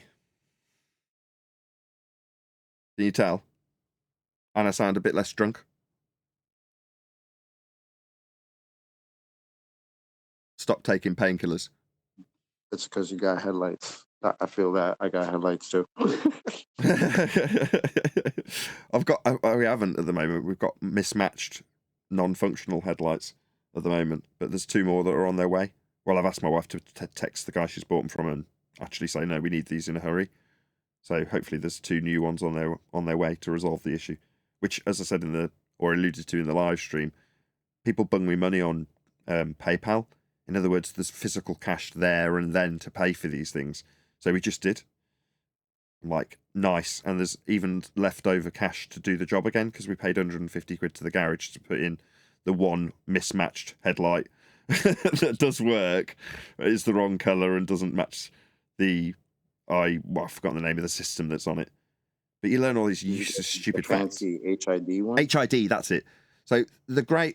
I've always wondered why this car's got grey-bodied headlights when it's all the trim's black. So it kind of looks... It looks good, but it just isn't the same as the rest of the trim. Well, now I know. It's because there was a time when the grey ones were the HID ones and the black ones were the... what's the one below that? I forgot what it's called now. Whatever normal headlights are. Halogens or something. So the black ones in a black case were halogens and the ones with the grey case are HID. And that's how they were distinguished. So whoever spec'd the car 25 years ago or however long it is, spec'd it with HID headlights, so they're in a grey case. But later down the production line, they stopped doing grey ones altogether, making them more rare, and offered black ones with either HID or non-HID. Hence, when we've got a set of black ones, one's HID and one isn't. So obviously, we've paid 150 quid and the garage has just done what they can do to make the car at least usable so we're not going to crash into somebody, and given us one black HID headlight, and we've got one seemingly new matching one that isn't the same from a different car, it must be. And two I'm others sure that that are looks just sat in great. the boot. So you're like, ugh. So we've got 3 dead headlights, one that doesn't match the car, and another 2 on the way, and we've still got to pay for the garage to fit them. But people pitied me and sent me cash, so I've, I'm not going to clear my overdraft or anything, but I've definitely got the cash to actually hand over to the garage so they can do the job again and fit 2 more that are on their way. So thanks to the people who support me and take pity on me, I have actually resolved the issue within 24 hours, and I'm so pleased. When I went to sleep, it was pretty much resolved. In other words, she'd made all the texts and phone calls and spoken to the garage and figured out why it had gone wrong in the first place so we don't make the same error. And all that had been done by the time I got my head on the pillow. So when I woke up this morning and went to the dentist, I was in a much better mood. So when the dentist is like, oh, this is doing all right, as opposed to, we might have to pull this tooth out, which is what she said last time. And I came away severely depressed. I'm like, you're telling me a really perfectly good tooth is going to have to come out my head? I was really sad about it. But today, she's cheered me right up. She's like, maybe don't continue the course. See how you go, carry the next couple of days through. And if it continues to heal, don't take the second course. But here's a prescription just in case, because it's Friday. But don't go and get it if you don't have to. So I'm like, well, that's a far cry from we might have to pull this tooth out. And it hurts less, more than anything. It's like at least half the pain that it was yesterday. So whatever they've given me, the antibiotics, penicillin, I think it is obviously working. Thank God. Finally get some sleep. Yeah, I understand the good mood now, because going from toothache to non-toothache is like, it's like going to heaven or something. Well, I slept. Toothache is literally the worst thing in the world. Well, I slept till 7. What woke me up was a text from my bank saying I was overdrawn. But I was like, the thing that was most depressing was I knew that was going to come, right? But when you've spent the money on headlights and garage, and our garage is good, they'll let me pay a bit less for handing over cash. Yeah, that lowers the bill, which is fine. I'm good to do that if I've got cash to do it. So once you've hooked it all out, ideally the next day you want 2 headlights that work on the front of your car, and yes, you're going to be a bit overdrawn for it, but at least you're not going to crash your car. So at the end of that day, it was like, so I'm going to be overdrawn, and the problem still exists. If anything, it's slightly worse, So I've got no money, and the problem's still unresolved, and then you get the text that says you're overdrawn. You're like, this is just depressing. So that's what I was trying to communicate on the live show yesterday. It's like, as much as it's wonderful that people will just bail me out when I e-begged like I did yesterday, although I did kind of indirectly e-begged, whatever you want to call it, it'd be nice to just have enough money rolling in from doing the channel to not have to moan about that, not send me into a mild depression because there's unresolved issues and overdrafts all at the same time when you've spent money. Like, it'd be nice that, oh, bloody hell, I've got to spend more money than I do actually have. That's annoying that I'm going to be spend a bit more than I intended. But when you just haven't got it, suddenly it becomes a huge problem. And you don't want to have to rely on its kind of degrading to think, no, I've got to rely on asking others for help in this circumstance because I've reached the end of my limit in terms of finances. And that's all it is. It's just maybe £200 or £300 more a month, and I'd be okay each month rather than one little stupid thing sending me over the edge potentially every single bloody month. Anyway, I'm just glad that I have actually resolved it now, or I'm well on the way to, and that's made me feel better. So I got some sleep, and I'm in less pain, and I'm well on the way to fixing things that potentially could, cause devastating harm to my family if we're driving around with no headlights. So you can imagine it's just been a stressful, maybe about a month, I would say, a solid month of pain and stress and frustration, fighting my way through it to do shows and shit. Glad that I do, though. It shows that, I think it's like a reward when people do actually support you like that. You're like, I really do feel like I'm putting in the effort and wanting to keep the show going and wanting to still retain the flat Earth information in it and make sure it's a good show, not just one non-stop e-begging show. So yeah, I'm glad it's rewarded with people bailing me out when I need it. I noticed that I think Roger did it for you as well, QE, when you were saying that you'd have to spend an extra £100 a year on internet, and he just bunged you £100 super chat on the spot. I'm like, oh man, we've got such an awesome community. Are we still in 24/7? No, I've moved into the after show in Flat Earth Debate in Righteous' server. Our server. I can't even get involved because of work. Maybe I should quit. Maybe you should. Go and live under the sea. That was the one good thing about the pandemic. There was no good things about the pandemic. Yes, there was. I became a FBDer. Oh, okay. But that's one good thing, I suppose.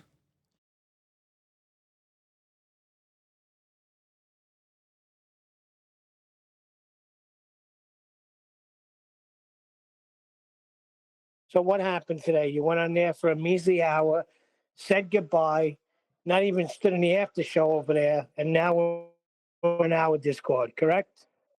Yeah. What are you moaning about? We're almost 2 hours into my recording. Why. Sorry, Neil. Go ahead. No, I said I feel they're getting cheated. Yeah, you just take. The more you give people, the more they want, Neil.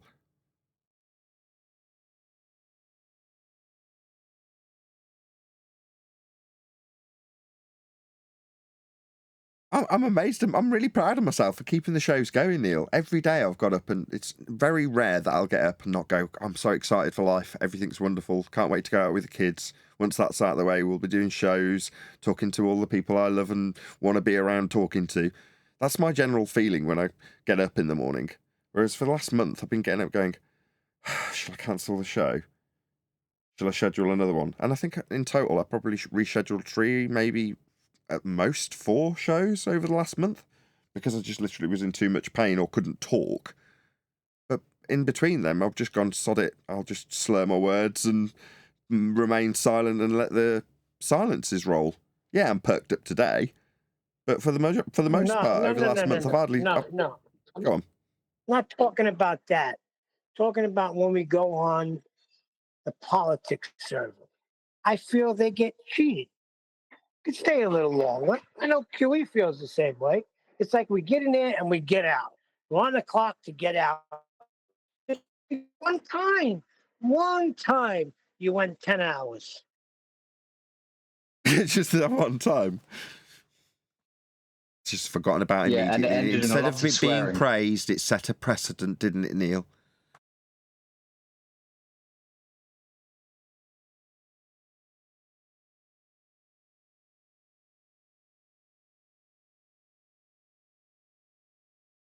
A few of them have rejoined us over in Flat Earth Debate Discord server. Hey Steve, hey Rams, hey Adam, hey Warrior, hey Droid, hey Bushel.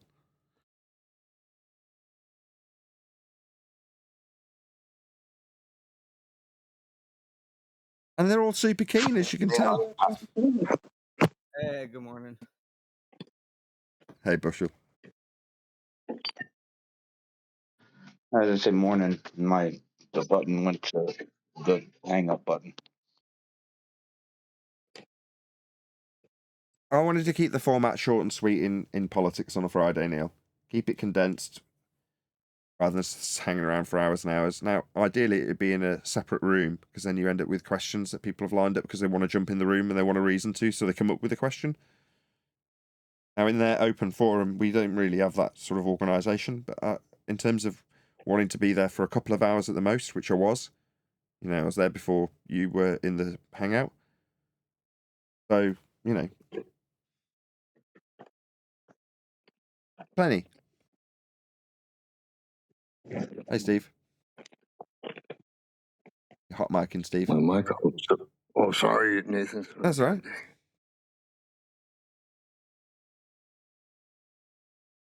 Hey, Adam, by the way.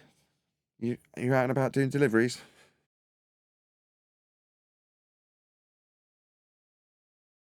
Take that as a yes. He got a mention to my dentist today. My pharmacist told me that I need to come back if it's still hurting. Your pharmacist said that? Yes, he did.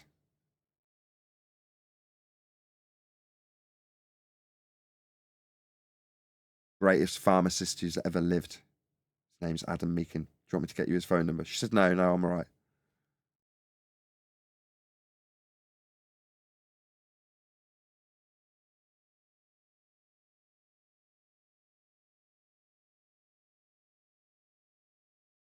Well, fun's been had by all. Maybe we should start taking down like what we get as the best arguments from the globe when we go to politics. So I guess today's entry would be flat being level is just a religion. Because that was cute. Oh, did you miss Hugh Jass conceding that he had to measure Earth flat? Did you get that? Nah, I didn't hear that. That was on the recording. That'll definitely get trimmed out. He uses flat Earth measurements after maybe 2 or 3, could be half a dozen attempts for him to concede. He concedes, yeah, I absolutely will have to use flat Earth measurements. And then there's a small pause and says, that's because Earth's flat, right? Putting it to me. But it doesn't matter to me how you say it, in what inclination you are measuring Earth flat. I'm asking why and telling him not to use our measurements. And he tells me he has to use them. That's how it went. I'll trim it out. Oh, yeah. Yeah, it definitely happened. Yeah, that was hilarious. That's why I caused audio chaos, because I heard that and I was giggling and trying to get him to repeat it.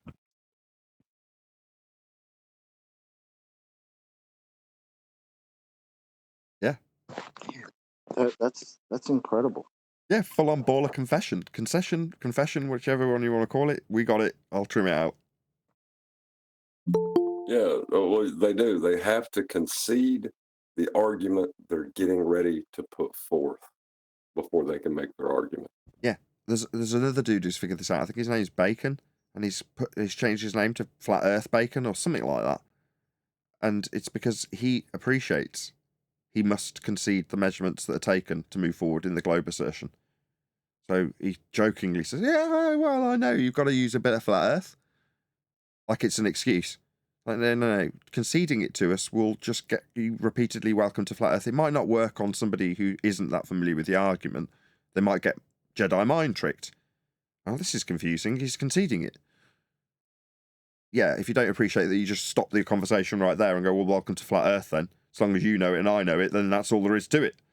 Not, you know it's measured flat, I know it's measured flat. Now let's talk about how it's a globe. But that's what they want to do. Because they've got to.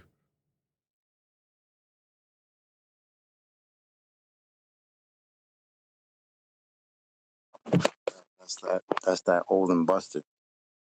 Oh yeah, it's locally flat, yeah. Oh, but it's supposed to be a globe. And that used to be us telling them you're supposed to be defending a globe. That's old and busted. The new hotness. Oh yeah, we measure it flat. Oh, thanks. Welcome to Flat Earth. Snacks in the back. Right. It's a rat Well, trap. it's not that they want to argue like that. It's just the only way you can. Well, that's unfortunate for them, of course. Like it's always gotten easier and easier to see how you'll need the flat Earth for that. But now it's like we all see it. We almost, not almost all of us, but like a good chunk of us. We're looking at this and we just like, well, there's a flat right there in front of you. Why aren't you looking at the part, the part that matters?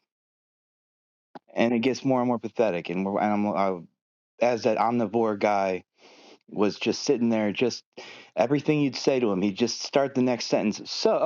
So, you know what I mean? Like, it just like, oh, well, whatever you said, just so let's go on from there and forget that you just said that and imagine that we're working with a ball.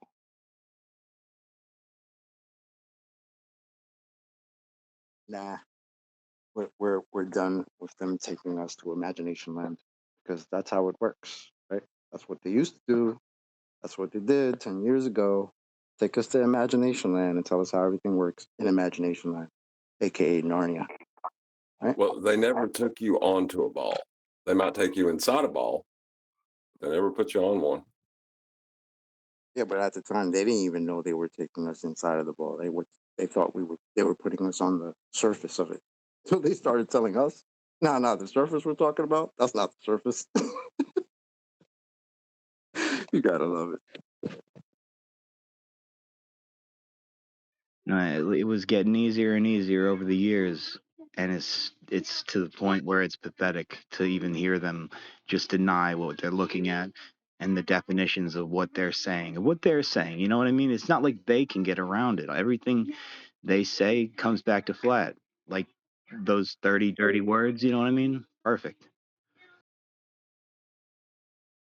I think the most critical part is just their science literacy. Like it seems like we can't even like have conversations with these people because the fundamental understanding of science is opposite.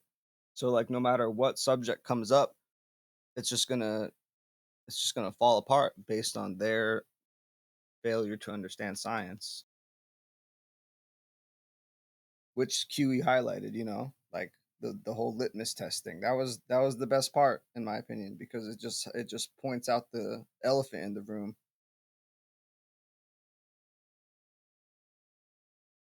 Yeah, it's a good question. It's a well thought out question. It does, as you say, it exposes numpties that don't know what science is. Yeah.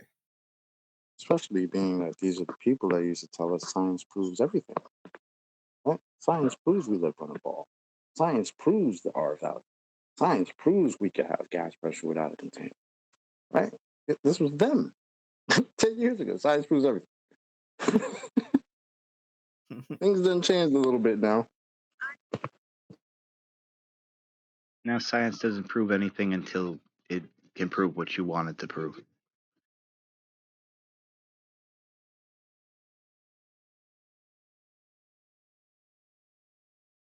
I mean, that's the truth of it. They're denying science and they're denying math and they're denying basic definitions.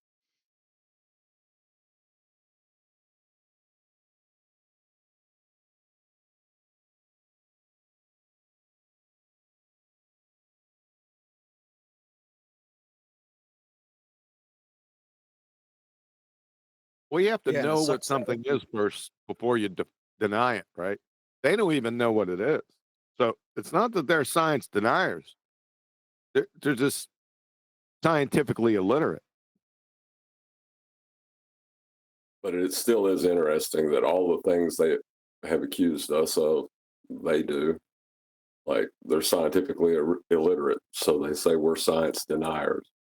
They're geometrically illiterate, so they say we're geometry deniers. But they're the ones that's denying it. You know what I mean? It's kind of Hillary Clinton defense-esque. Gotta break that glass ceiling. and it's a bummer that like in the times that I've debated with Glovers about science, they usually just go to Google or whatever to get their citations for what they think science is, and all of the, well, not all of them, but most of the sources on Google agree with them. So it's like, I just, yeah, I don't know how to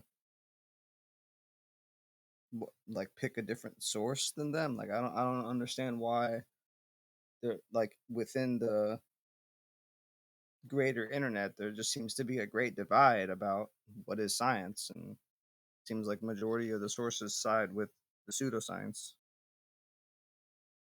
Well, that's when you get detailed. You say, okay, can science be conducted, natural science be conducted without hypotheses? Right? That would be my first step. Then what's a hypothesis? See, once you start to get into the detail, then all the sources go bye-bye. That's how I do it. It's very easy. Right. That's kind of how I like to do it too. Like start, but not so much with the hypothesis, just the observed natural phenomenon, or quiz them on like, okay, well, what's your independent variable, what's a dependent variable, and that is kind of when they start falling apart, because It's once a you start going hypothesis. into the Those two things you just listed, those two things you Yeah. just listed are a hypothesis. That's all a hypothesis is: independent and dependent variable. That's it.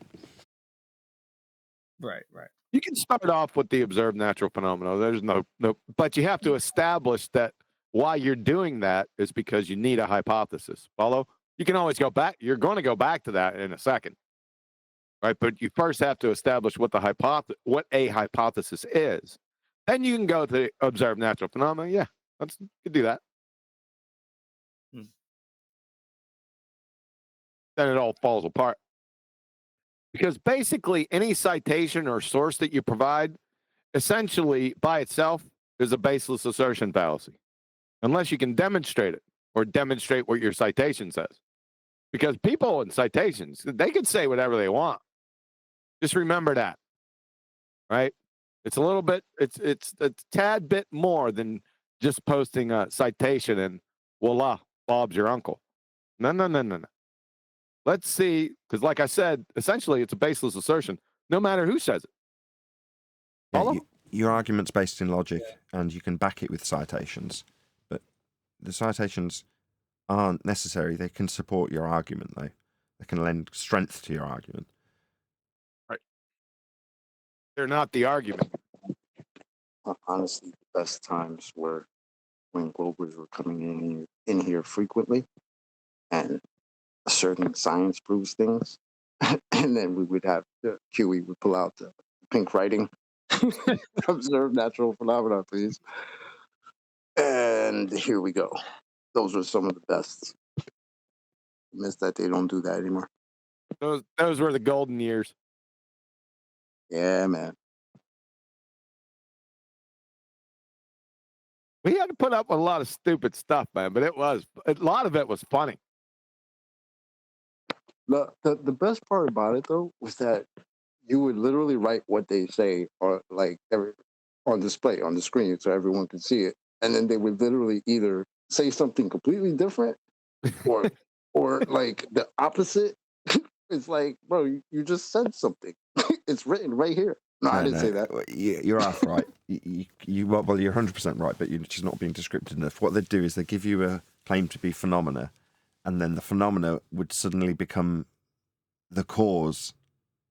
Yes. Or vice versa. So they give you a claim cause of something that they're presupposing, and then when you actually ask them to define how it's going to be put into a hypothesis, they'd make their cause the phenomena that they're observing.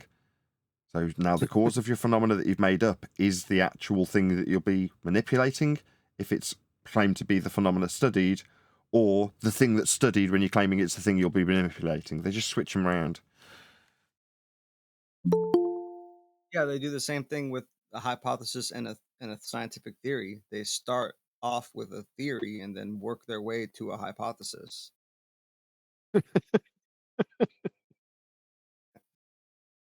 Or they just get to say hypothesis and give you a just so story that has none of the constituent parts of a scientific prediction.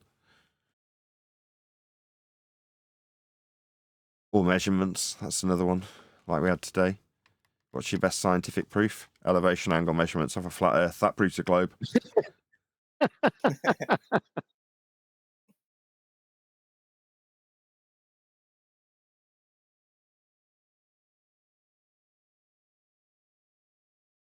That same cat that said we have to measure it flat was the one that was saying that you can measure angles below the horizon. I was like, you don't ever measure any angles of celestial objects below the horizon. Ever. He got worse You than that can't 'cause do it. he said you can't measure it below 0 degrees. You're like, okay, couldn't make it more flat Earth concise when you lie about about being able to see things below the horizontal at 0 degrees. So we're definitely talking about a flat Earth at 0 degrees, but you need to lie about you can see things going below that. No, you can't. But 0 degrees, yeah, that's a flat Earth.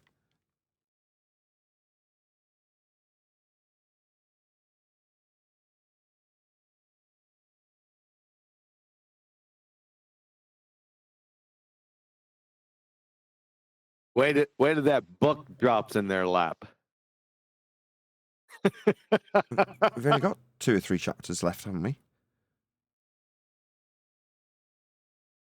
Say again? Before the final read through of it, we've only got 2 or 3 chapters left, have we not? Correct. Sweet, eh? Yep. That's going to be a hard read for Glovers. Yeah. I think you're right. It will be a hard read for Globers. Since we're reminiscing about globetards and science, put the greatest example we've ever gotten in Skype. Enjoy. Really? Come on, you know the one. Do it. Oh, God. I'm doing something else in a minute, Kiwi. Can you play it? I don't know if you'll hear it. Give it a go. If not, I'll do it. If you don't realise how retarded you seem, carry on giving us your hypothesis for shoe, you absolute bonehead. Yeah, the hypothesis for the shoe is that this is a shoe. Yeah, it is. Brenda, this is why we love when you come back. Brenda, how do you?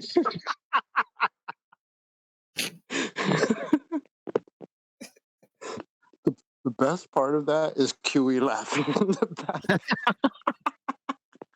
It drives me insane. It's so funny.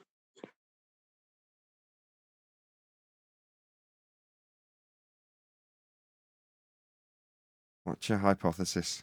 This issue.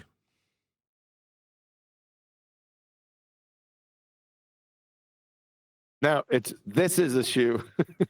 yeah, be specific. Yeah, those are the good old days.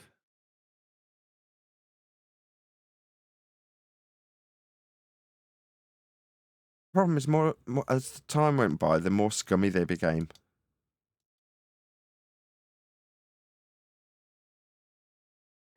And that made it more glaring for everybody else who isn't a scumbag. Exactly. Yeah, well, their solution to that was to surround themselves with more scumbaggery to normalise the scumbaggery.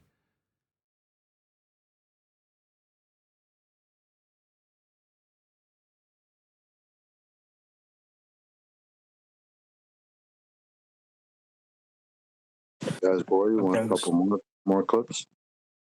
Got a few more. As long as QE's happy to play him. Yeah, I'll play him. Well, let me share them first. Let me find them. Share. Give me a second. Hey, on that Brenda clip, did she say what her null hypothesis for her alternative was? Nah, we didn't get that far.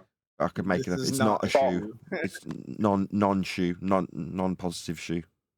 It's the null. Talk. Right? Was that a random swear word from an Irishman? Talk. SOCK. Oh, I thought you said spagouts. That's bad. But what is that over there? Is that a shoe? Get a little bit closer. Nope, guess not. Science. No, you missed a step. You'd have to close your eyes and then open them again. You know why? We gotta have that repeatability. Go repeat it. Not science if you don't repeat it. God, you guys. Terrible.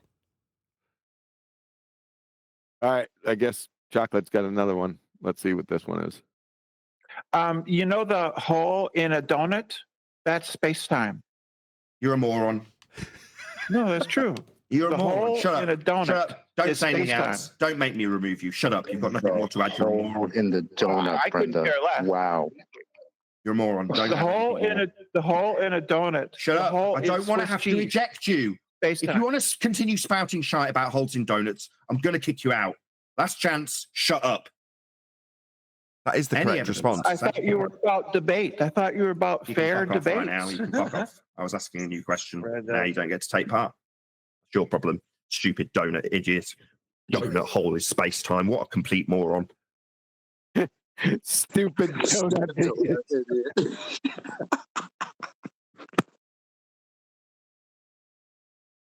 Is that the same episode where she claimed that the speed at which you measure a table is space-time? It could have been. I think I might have that one too. I gotta find it. I got another one. So we have Mr. Air is not the atmosphere, and the second law doesn't apply to the Earth. 17 March 2020, performing his best impression of George Mooser. You understand they don't exist. He's trying to. The horizontal ray paradox he's talking about is, in fact, quite difficult conceptually to cope with. And obviously, you being stupid, obviously will have no chance. So he's trying to simplify it for people like you who don't understand how light rays work. The point is, ray tracing is used all the time in games and in simulations, and it works. The fact that it uses the word ray is different from the situation that Andrew Young is talking about. We don't live in a fucking you're game. too stupid to understand the difference. We don't live in a It's the game. only way to We don't live in a replicate game. a realistic visual. Sorry, I just want to just Rumpus. Do you understand that they're not real? Rays. Well, they can be treated as real. You don't understand that. You have no understanding of physics or science. You're not qualified to even ask me that question. Video game. What do you think? You deny that there are. So you, when you talk about a ray of light, laser light, then Nathan, are you denying they exist? So Nathan, do you think laser beams are real or not? Yeah, let it just be officially on record. You know the hole in a donut? That's space-time. You're a moron. No, that's true. You're The a moron. hole Shut in up. a donut Shut up. Don't is say anything space-time. else. Don't make me remove you. Shut up. You've got nothing more to add. You're a moron. In the donut, I couldn't Brenda. care less. Wow. You're a moron. Don't The have hole anything more. the hole in a donut. Shut the up. hole I is don't want to Swiss have to cheese. eject you. If Space-time. you want to continue spouting shite about holes in donuts, I'm going to kick you out. Last chance. Shut up. Any evidence? No, I thought you were about debate. I thought you were about You can fair fuck off debate. right now. You can fuck off. I was asking a new question. Right, Now you don't get to take part. It's your problem. Stupid donut idiot. All right. Sorry, that one started playing without me hitting it. It's pathetic, man. Real pathetic.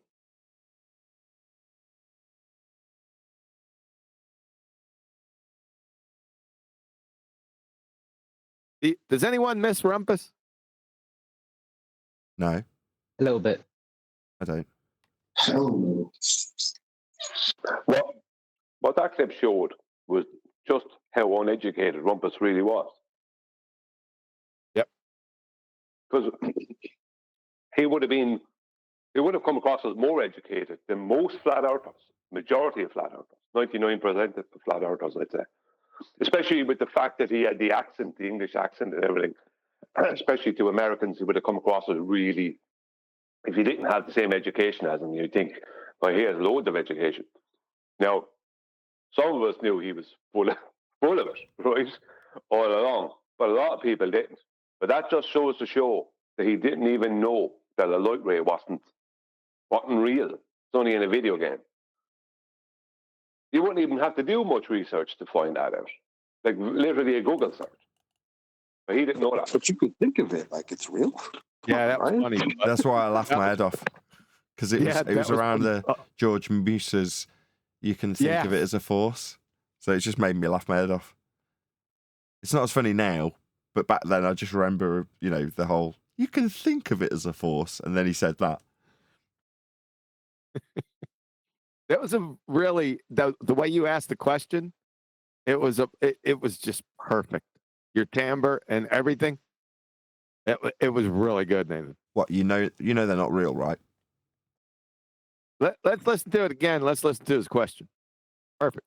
So we have Mr. Air is not the atmosphere, and the second law doesn't apply to the Earth. 17 March 2020, performing his best impression of George Musa. You understand that don't exist? He's trying to. The horizontal ray paradox he's talking about is in fact quite difficult conceptually to cope with. And obviously, you being stupid, obviously will have no chance. So he's trying to simplify it for people like you who don't understand how light rays work. The point is, ray tracing is used all the time in games and in simulations, and it works. The fact that he uses the word ray is different from the situation that Andrew Young is talking about. We don't live in a fucking game. Too stupid to understand the difference. We don't live in a game. The only way to replicate a realistic visual. Sorry, I just want to Rumpus. Do you understand that they're not real? That part right there. I liked it. It was chaos, and then you understand that they're not real, Rumpus. Rays. Well, they can't be real. You don't understand that. You have no understanding of physics or science. You're not qualified to even ask me that question. That's perfect. It was pretty funny at the time. You're right. It was a good job. Have you heard him make the ray tracing argument of late? I haven't heard Rumpus in years. Well, there's a reason they're not using that particular argument right now.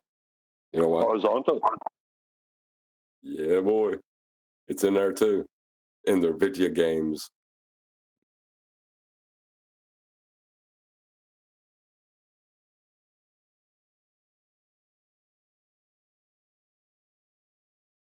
No, I'll elaborate a little bit. Because ray tracing is just using it like an incident angle of light when you're trying to, create Earth curve or a scenery for a game to render in a first-person perspective. So yeah, high level and surface level, they're in there. No. What's up, That's man? chocolate. The chocolate. What were you talking about? Which argument or what you said destroyed me? Correct me if I'm wrong. Correct me if I'm wrong, Kosho. But you once declared that the rotating hurricanes were actually going in a straight line. They just appeared to rotate because we were on a rotating reference frame. It's 100% true that the winds are going in a straight line. And there's no reason for them to travel. I wasn't lying, There's no guys. reason for them to travel in a circle on their own. So the Earth is rotating. But when they start off their travel, they're going north or south, depending on. So the high pressures are going to go towards the south. Let's say winds all go in straight line. It's 100% true that the winds are going in a straight line. It's 100% true that you're a numpty dipshit. From Scientism.com, wind does not simply blow in a straight line from areas of high to low pressure. Enjoy your permanent resident status right here on the Numpty Clips. That's an oldie. Wow. Real pathetic. I mean, I missed all of these. These are some things I never even heard from back then in 2020. I don't think I was on board back then. Got another one. The Clown Show, Show, March 2021. I'm trying to say something to you, man, because that way you don't say this anymore. Huh? What is up with you, dude? Every single time you open up that religitard, incoherent blowhole of yours with two or more streams of thought whistling around the funhouse mirrors between your ears, the innocent onlookers are pelted with a carpet bomb barrage of utterly meaningless sentence fragments. Perhaps you should consider centralining Adderall. Just a thought. Nobody's claiming that the geometric horizon is visually blocking anything. What on earth? That's been the foundation of the entire ball-tard spinning space monkey religion that we've heard incessantly over the past 5 years. What the fuck kind of angel dust lace shrooms are you on? Good Lord, son. This is tantamount to Catholics denying the existence of the Virgin Mary. Folks, this guy is a grade A moron. He makes shit up on the fly, but if it constitutes more than 6 words or 2 trains of thought, whichever comes first, then the fragmented, convoluted verbal diarrhea monsoon ensues. Anyone that can fog a mirror is lost in a never-ending tangle of batshit insane, incoherent, disconnected drivel. You'll get more sneak peeks into this imbecillery here, continuing with his own wing on the Numpty clips. Stay tuned. Here's one. So there is an actual horizon. There's a geometric horizon, which is the actual tangent line. And then there's the one that you see. And the one that you see is defined by you seeing it. So you're not expected to see the other one. We'll deal with that nonsense later. Here's another one. Hold on, man. Hold on. That's just the horizon. The horizon is the place where it apparently looks like is blocking the things behind it or whatever. The prosecution rests. The really scary part, which you've heard so far, is benign compared with his usual standard fare. This is what happens to the unsuspecting poor sap that runs into this crayon muncher. You're absolutely baffled by what you just heard, and you try to reconcile it quickly, but while you're trying to harpoon a line into the incoherent maelstrom wall, he senses the last grasp for life and volleys the next befuddling, batshit insane buffoonery out of his incoherent blowhole. Even if there were 3 full days between Clown Show's first statement and second, Bobby Fischer would claim a time foul. But the geometric horizon is defined differently than that. It's not defined by something you see. What? You saying we have invisible horizons in Globetardia? There's no such thing as a non-visible horizon, you window-licking knuckle-dragger. Seeing it is the quintessential attribute of the term horizon. You can't have a non-visible horizon, just like you can't have non-visible rainbows. Next block of instruction, how to stand up on Christmas. Let's define it. Geometric horizon. From National Geographic, the subject matter experts, the local horizon, also called the geometrical horizon, is the visible boundary between the earth and sky. From the U.S. Department of Defense, horizon. In general, the apparent or visible junction of the earth and sky, as seen from any specific position. Also called the apparent, visible, or local horizon. So the local horizon is the geometric horizon, which is visible. Duh. Both the horizons are geometries of Earth. Both horizons? Where'd you get 2? We only ever see one horizon, you delusional schmuck. The geometric horizon is strictly a product of the geometry of Earth. That's profound, Captain Obvious. What's next? Is water strictly a product of hydrogen and oxygen? But the regular horizon, when you see, is a product of both the geometric horizon and the optical phenomena that's happening in the atmosphere. The regular horizon, the one you see? You mean the regular horizon, the one you see? Can you define regular horizon? Did you just make that up? There's no regular horizon here. Like I said, making shit up on the fly. Clown.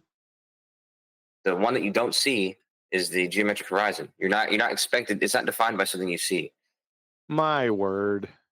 So the one that you don't see is the geometric horizon, meaning there's 2 horizons, again in Globetardia, one of which is the invisible geometric horizon, eh?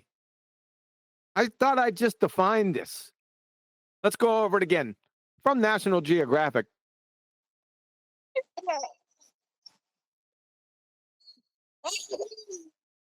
So the horizon is the horizon. And hillbilly redneck retards are hillbilly redneck retards. Photosynthetic numpties, as it were. Listen, clown, go back over there in the corner, and if we need any snacks or drinks, I'll signal your slobber nurses, and they can assist you bringing us some refreshments. Other than that, just sit there and shut the fuck up. The black swan is an absolutely normal phenomena on a globe Earth.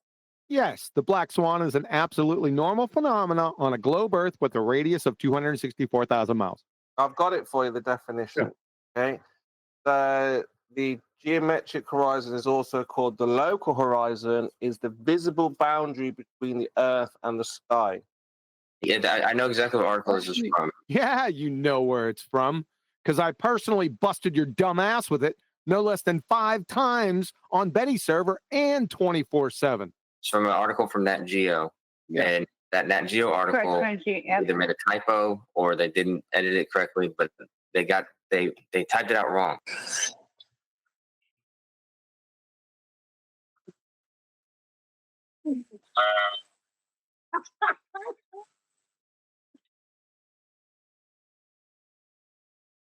It's not subject to that straight line. You're going to see some curved line. So even though there is a straight line there, that is a definition of a geometric horizon. That's not the horizon you see. You need to be institutionalized. Immediately. You will never see it as the point where the ground meets the sky, but it is visible.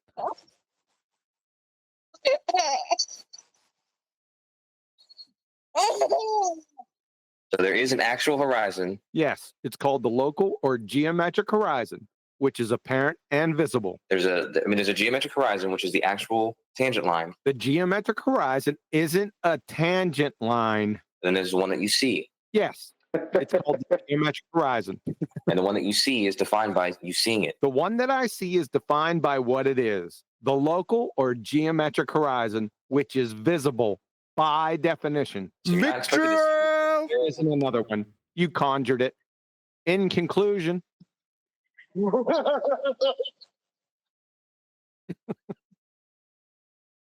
Yeah, how'd you like that one? But see, there was another fella in there who was just a bullshitter. But Kosho, although he's a bullshitter, he's also thick. The geometric horizon is defined by the geometry of the Earth. What a genius. What a genius.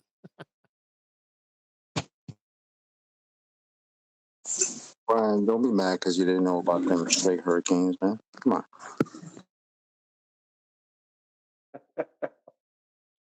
I don't know what this one is. This is Kosho incoherent gibberish. Let's try that one.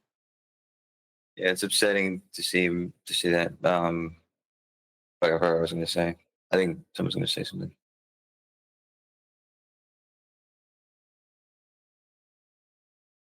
Oh yeah, right. I was just going to say that. I remember I looked into this. I don't know, 2 years ago or whatever. Because everyone always. This is one of the things that's like kind of beneficial, but like coming into these arguments or whatever, because it's one of those things that I think I had like people have a general idea of how it works, but you don't really get into the nitty gritty and really see what misunderstandings you have about it until you're faced with this argument. But I remember when I was looking into it, almost every explanation that I saw was people describe. They started out saying that most people have a misconception about this. Even some explanations are wrong. And I was like, what? And then, and it's not intuitive at all. Like it's not something that you would just guess is happening. So, but yeah, totally, it completely makes sense. You just have to kind of know how all the things are working.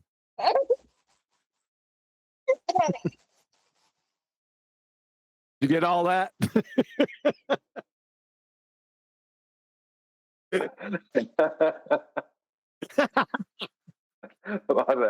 Well, I mean, you couldn't have named that better. Incoherent. I've literally had crackheads ask me for money that make more sense than what I just heard from Coach.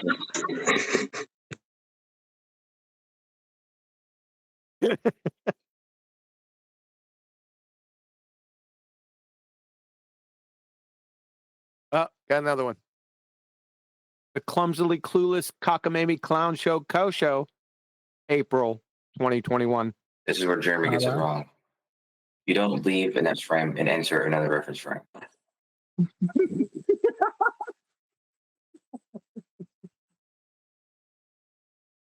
So you're saying I can't leave a reference frame and enter another? So I can't jump off a swing onto the ground and enter a reference frame that's not swinging? Do you reminisce with complete strangers? You're an imbecile. You're always in all reference frames. Village idiot. So when I jump off the swing, I'm still in the swinging reference frame? And in the Hunt for Red October cavitating reference frame? And in the Felix Baumgartner Planet New Mexico reference frame? And Auntie M's Twister reference frame? And in Xanax Spinning Hot Tub Torpedo reference frame? Ad infinitum. All at the same time? Hey? You big dummy. You're an imbecile. Reference frame is simply where something's being observed from. Wrong.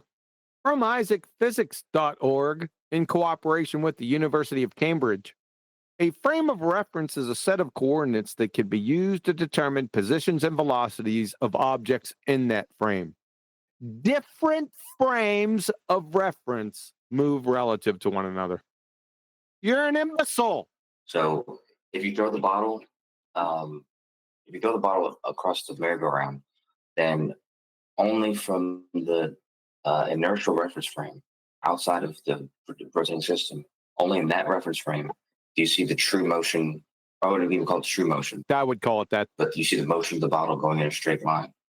But from that rotating reference frame, you're going to see the bottle have a curved path. And both of those are correct. They're both correct.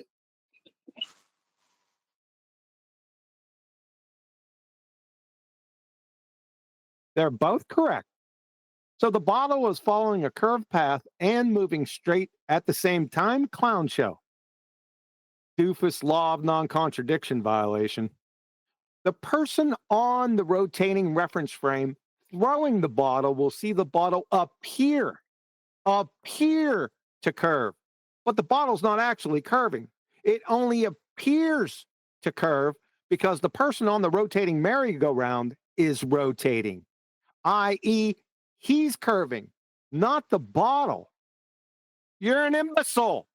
Because it's not, you're explaining what you're explaining, Jeremy, from the context of two different, totally different things. One, we'll call one thing the object and one thing the observer.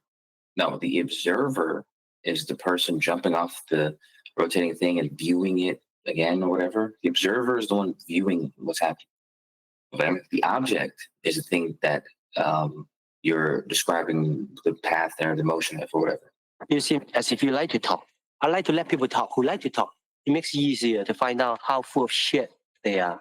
You need to be institutionalized because you're an imbecile. So you right. You right. The observer can change reference frames. That's not what you said a few minutes ago. You said you don't leave an F frame and enter another reference frame. So you right. The observer can change reference frames. You don't leave an F frame and enter another reference frame. So you're not only an imbecile, you're a fork-tongued doublespeaker. You're actually just describing different reference frames at that point. This is what everybody understands. Reductio ad absurdum. Reductio ad absurdum is employed to reduce your claim down using correct reasoning to expose logical fallacies. In this case, it's two fallacies: flailing generalized baseless bare assertion fallacy and an ad populum fallacy. You said, this is what everybody understands. I'm going to head across the street and ask 5-year-old Maverick if he understands your imbecilic reference frame horse shit. How much you want to bet he starts laughing or runs away or both? Then I'm going to head next door and ask Granny Wilkerson, she'll most likely call it cops. The really scary part, Clown Show, Kosho, this is the least of your dumpster fire train wreck imbecileries. This is what reference frames are describing observations made from these reference frames. So the object, though, is not going to change reference frames. What the dude? So I'm holding on to a ball on a spinning merry-go-round. Then I throw the ball off the merry-go-round. Your conclusion. The ball didn't change reference frames. It's still spinning with me on the merry-go-round. You big imbecile. It's the observer that can change reference frames, not an object. Dear Lord, save us. So there's a person on the merry-go-round, and there's another observer off the merry-go-round. One of them is going to appear to see the same bottle go in a straight path, and one of them is going to appear to see the bottle go in a curved path. Correct, because the observers are in two different reference frames. Okay? From both of their observations, they're making observations of the same bottle in two different reference frames. Correct, because the observers are in two different reference frames. Bottle exists in both reference frames. Oh,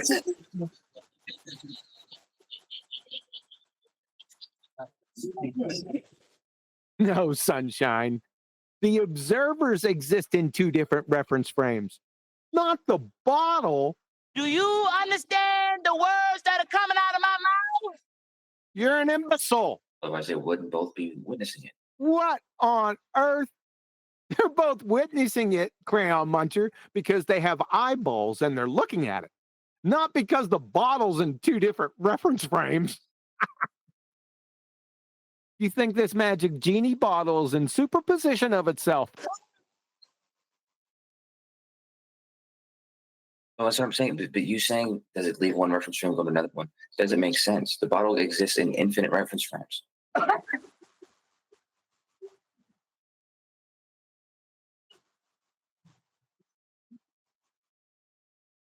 Yeah, right. I'd say there's a better chance of Liberace being resurrected sporting a purple tutu and jumping on a chartreuse hobbled unicorn and riding around the Sombrero Galaxy reference frame. Your belly-laughing childlike ignorance exists in infinite reference frames.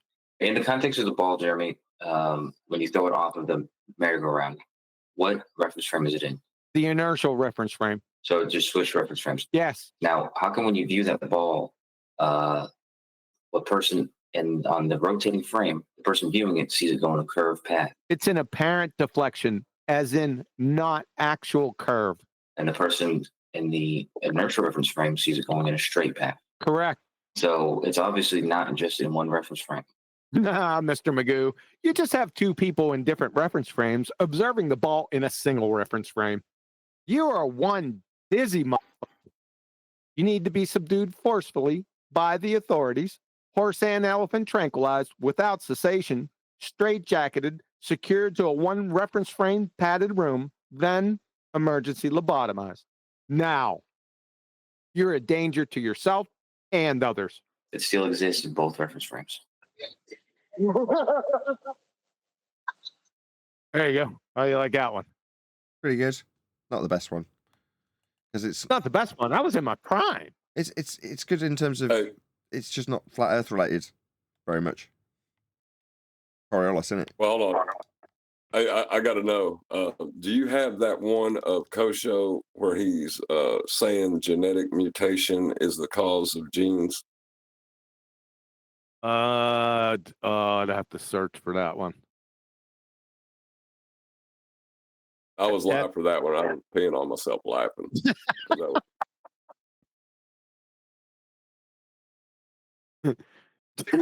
I remember that genetic mutations are the cause of genes. Yeah, that's pretty funny. You just don't like this one, Nathan, because it has to do with Coriolis. That's all. Yeah, probably. In fact, almost certainly. I got another one with dipshit gas pressure. I don't even know what this one is. Let's check it out if it's crappy, because I got a lot of authentic ones and just pieces of ones. So let's hear this one. Let's do a test. I challenge you to answer this question, which is the fucking most annoying, shittiest question you've ever heard. From fucking dickheads that Sorry about that, Nathan. I can't control it. It's Tommy with F-bombs everywhere. I don't know, or I hate the sound of their voice. How can you have gas pressure without a container? How? That principle fundamentally misunderstands what pressure is. Just explain and to the me. forces Just involved. explain to me. I never said tell me what is wrong. I'm asking you to explain to me how you can have gas pressure without a container. That's why I asked you. I didn't ask you to tell me what was wrong with it. I asked you to explain. It doesn't matter about your feelings. It doesn't matter about your view. You're asking for the answer to a question that doesn't make sense. Why don't you just tell them the answer? Exactly. Because you know what? It's a simple answer, Brian. Rummy, it's simple. How do you know I ain't going to accept the answer? If you haven't given me... I'm getting annoyed now. I'm getting annoyed. I'll give you one sentence answer, Rummy.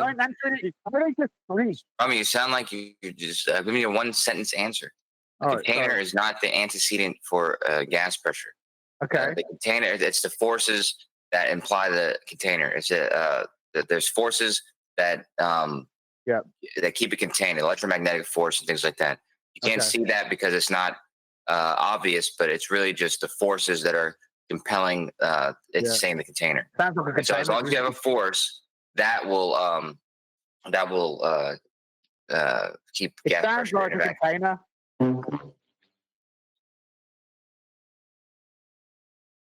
Yeah, that was it for that one. Very good. The guy saying to him, you fundamentally don't understand pressure when you talk about a container or something like that. You absolute bullshitter. I mean, Kosho's just thick. He tries to bullshit, but he's thick with it. But that guy was a pure liar. Like, you fundamentally don't understand pressure. So pressure doesn't require something for the gas to press upon. Do you know what I mean? You bullshit. See, those guys, they're the guys, someone like Kosho I'll have a laugh with. But those guys, they make me angry immediately. I want to humiliate them publicly. Because they are the guys urinating down your back. Well, I got the original Ether believer right here. Yeah, he was the first one that I heard in this genre mention it. You know who it is? Anyone? Bob Nodell? Who? Lemon Bird. Oh, Lemon Bird. Nope, not Bob, not Lemon Bird, nope. Adam loves him. He want to have his babies. Here he is. Yeah, no, I agree with that sentiment straight away. I mean, I don't understand how you can ever measure anything anyway if you're not measuring it with a tool that you've designed. I mean, exactly. Put it this way. If I were to go all guns blazing, put my globe hat on, I could easily turn around to all of them and say, "Oh, you used the camera for that black swan." How you like that?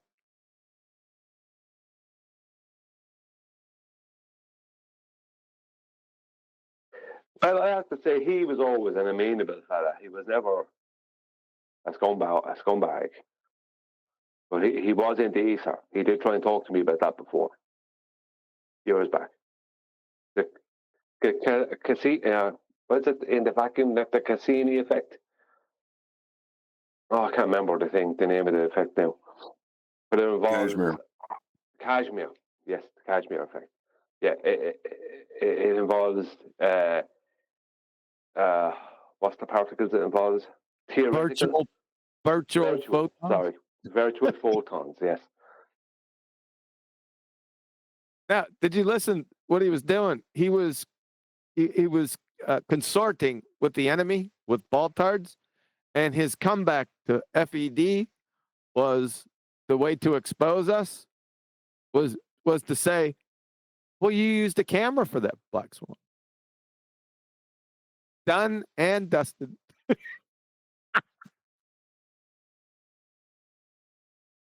Yeah. Oh, I know what you mean. You're talking about it can't be an experiment kind of stuff. It's not. Yeah. Yeah. That'll teach us.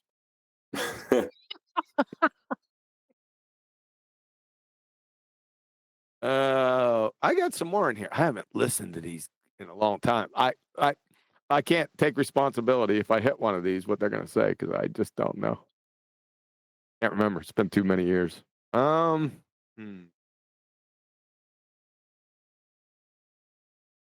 I ain't going to do that. Nope. All right, let's try this guy. You're quite right. Yeah, it's just a religious mantra. The same question has been going on for about 2 years. And a couple of other things, if you don't mind me saying.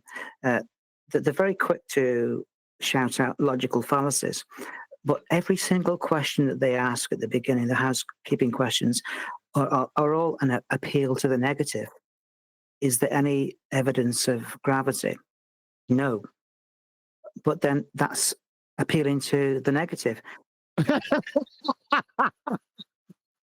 Retard. Hey, Doxy, you're about a dumbass cracker, aren't you? Even was that Mark? was that Mark? Yeah. Oh man, I remember that guy. Can you repeat that? Yeah, I'll start it over again for you. Just try to reconcile the actual retardedness. Good luck. You're quite right. Yeah, it's just a religious mantra. The same question has been going on for about 2 years.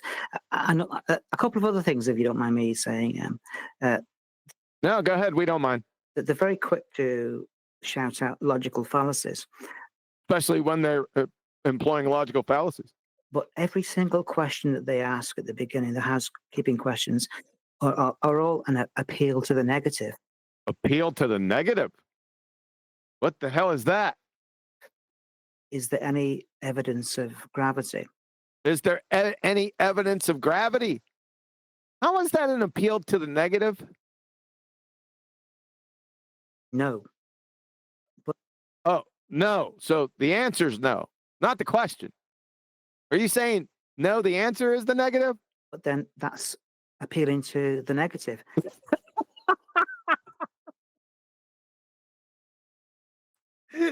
Is he trying to position that? I can't. He's trying to position like a failed positive claim is you appealing to the negative if you point it out. Yes. Oh my God! I've just peed on myself a little bit. Can you send that to me? I don't know what other stupids in there, but my comments right there are on the fly. I'm just a natural at this. Hold on. All right. There we go. Even if there's... Okay, just hear me out, folks. Don't... Yeah, you're trying to get your idiot thoughts together, Mark. You abject retard. Come on, mate. I'm just playing devil's advocate here. Okay. Playing devil's moron. Your time, yeah. Let's all hold back. Jose JG retard. Mark, go ahead, man.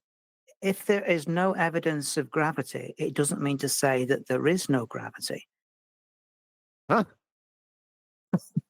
That's an appeal to the negative. Appeal to the negative. Just because you can't show something doesn't mean that it must be dismissed. You've just got to wait for more data to come through. And the other thing is, whenever Nathan starts off his show, he says, we welcome diverse... What does he say? Please share the show. The opposite view or whatever, something like that. We welcome the opposite view. Yeah, we welcome diverse opinion. And as soon as... Diverse panel. As soon as somebody goes on within a diverse opinion, they are verbally abused. So straight away, what Nathan invites people to do, they're just walking into a den of abuse. Yes, but that's that's why he's welcoming diverse opinions, because he wants people with diverse opinions to walk into his. Just a second. Yeah.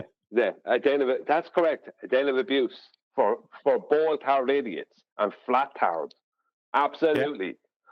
That's what's wrong here, and that's what it has to be. They need abusing. We don't. It's like if someone comes in with an opposing, a diverse opinion. Who gives a damn about your diverse opinion? You know what I mean? Go back to your knitting a jumper or whatever. Bloody hell you do. Yeah. I mean, that's what they say. Oh, I have opinions and I knit jumpers. Give me a break. They're not living in the real world, these people. They've gotten away with not living in the real world for a long while. This was a long time ago of idiot pretending clown flat earthers consorting with the enemy to wind their little Nancy fag asses off against FED and Nathan. This is a long time ago. Oh, I remember they used to have a little philosophy ring over on places like Jose's and somewhere on Discord, and they'd be having their little philosophy ring about how bad Nathan's is and how it's not good for flat earth and blah, blah, blah. Where are they all now? Where are they? And what did they do? The baller swallowed them up. Or they disappeared. You know, there you go with all your critiques. Where did all your diverse opinions get you? Yeah. To rip them apart. And he doesn't actually rip them apart. He just uses argument technique rather than going into the logic of the arguments. Arguing for the sake of arguing. Yeah, that's right. Yeah, and if he's making a living out of it, well done. I don't take that away from him. It's the cult following that feels that or believes that Nathan's some sort of flat Earth guru. I quite like Nathan. I know what he's up to, but it's QE, Sleeping Warrior, and Arwen. They're the characters that. You got chocolate. Okay. Yeah, he didn't recognize chocolate. That's correct. On Mr. Riley. Well, no, I'm not going there. Oh. Well, Nathan, please go. Nathan is basically let Quantum Eraser run the show. You know, it's his script. The Quantum. I think he's. Is this a feeling session? Yes, it is. Yes, you got that right. Yeah. Older than the rest of them, or maybe even 15, 20 years older, and they see him as some sort of father figure. I am. Hey, I am.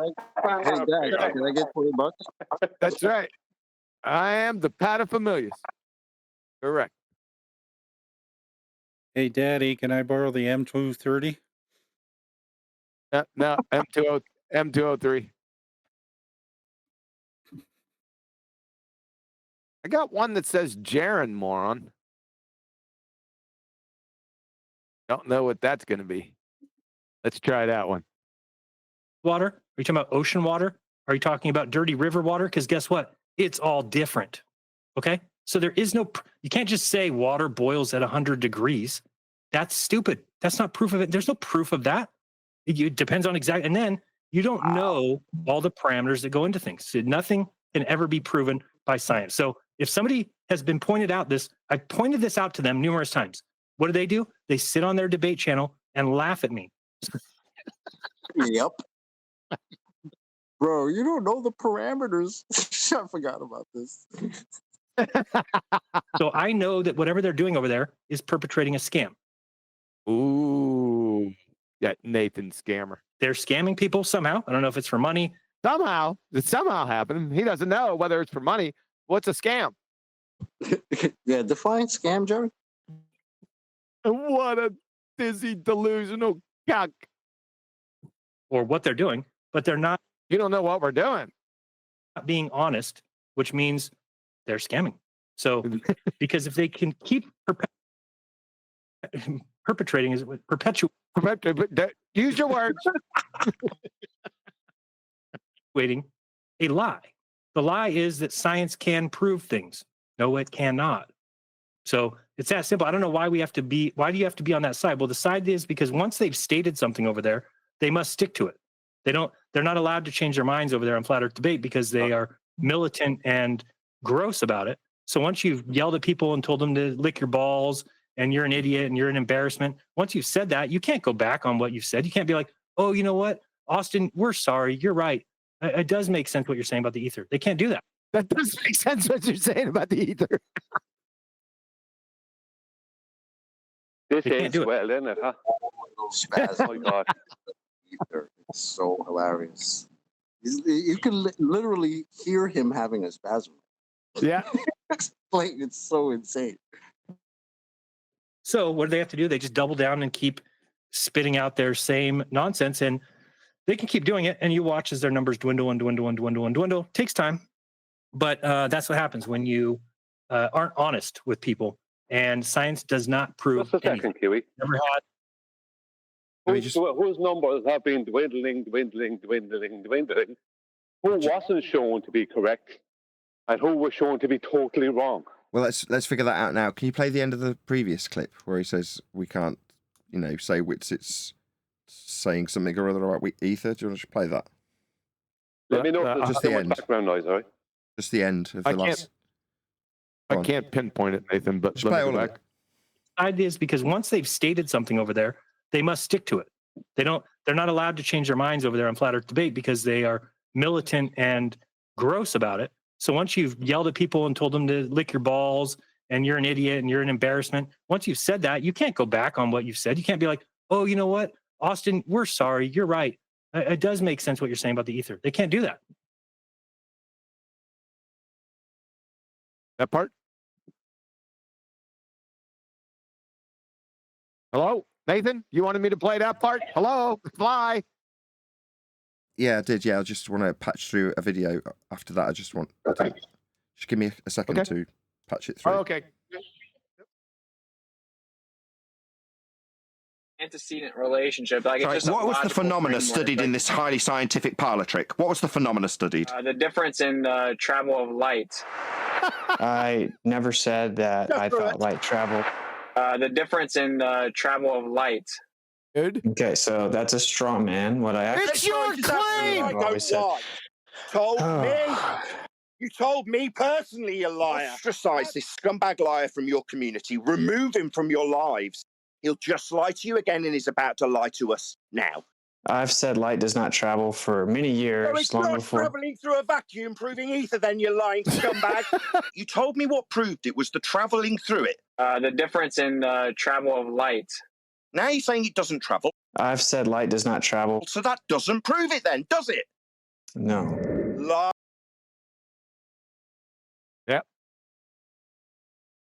They can't do it. So what do they have to do? They just double down and keep spitting out their same nonsense, and they can keep doing it. And you watch as their numbers dwindle and dwindle and dwindle and dwindle. Takes time, but that's what happens when you aren't honest with people. And science does not prove anything.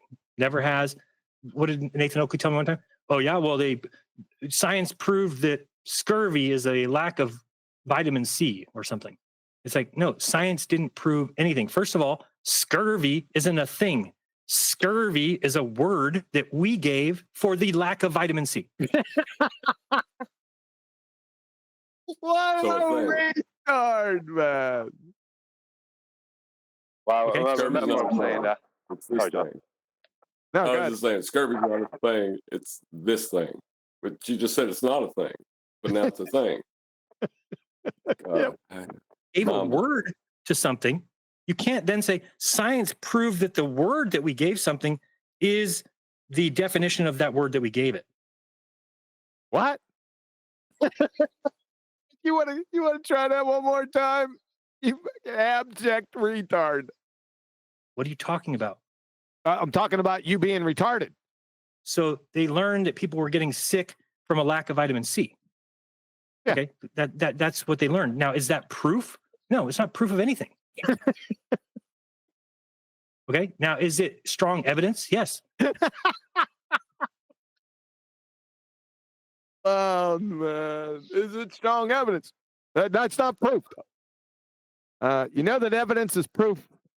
You friggin' glue sniffer. Of course, things are strong evidence. I'm not saying, by no means am I saying that with scientific tests, you can't get very strong evidence that appears in every fashion to be what you would call proof, but it doesn't prove things. So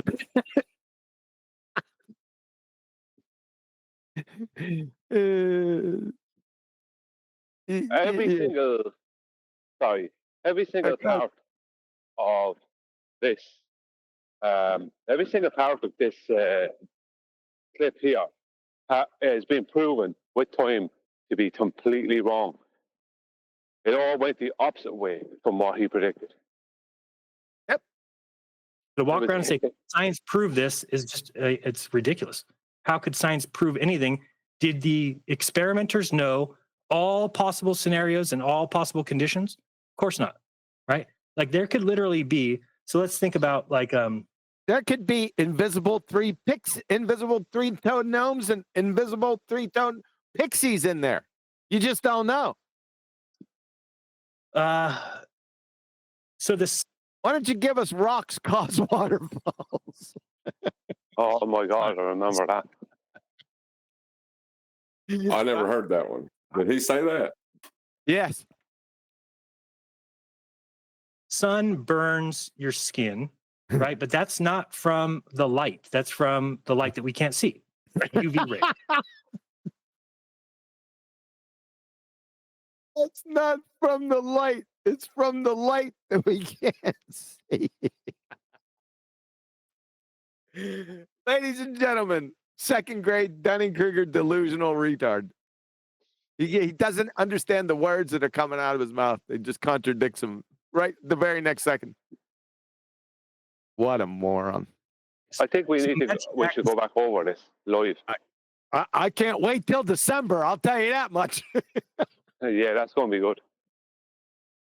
1600. Oh my God.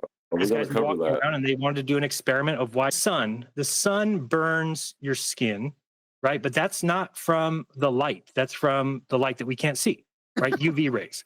So imagine back in 1600, these guys were walking around and they wanted to do an experiment of why people were getting sunburn.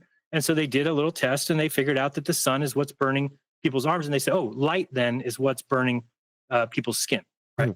Scientific proof. Well, no, they didn't know all of the things that were possible, meaning they had no idea about UV light. They did.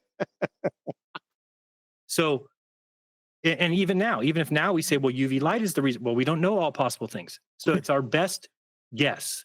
It's the closest we can get to truth. Okay, that's it.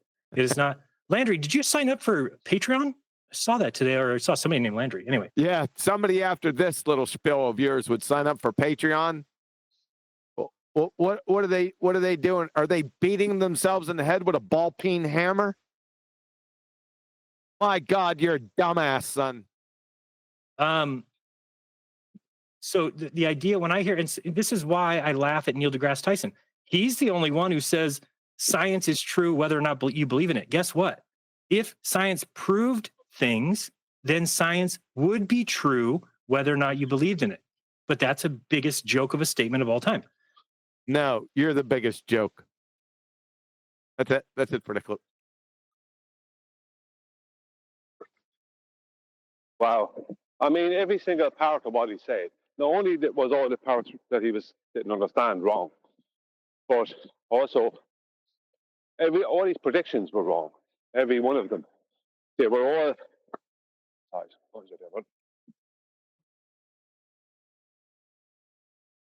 They were all. Every one of his predictions were. None of them worked. I mean, he predicted that Nathan would, lose followers and all the rest of it. He's the one losing followers. He predicted that we don't have to tell Austin that he's correct and we are sorry. But it's Austin that's been proven incorrect. Not that he was ever going to be proven correct. Prediction after prediction, he's been shown to be wrong. He should be going ta-da. Ta-da. Yeah.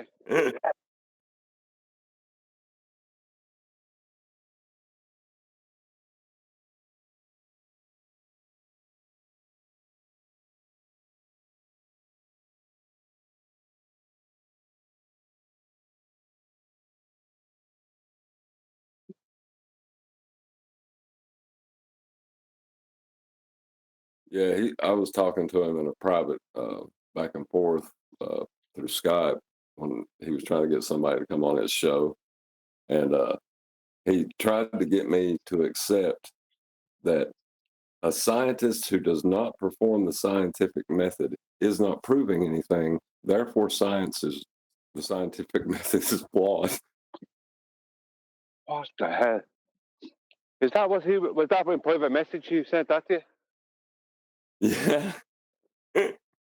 He was saying because the scientific method doesn't take into account the competency of the scientist or researcher, then they could do it wrong.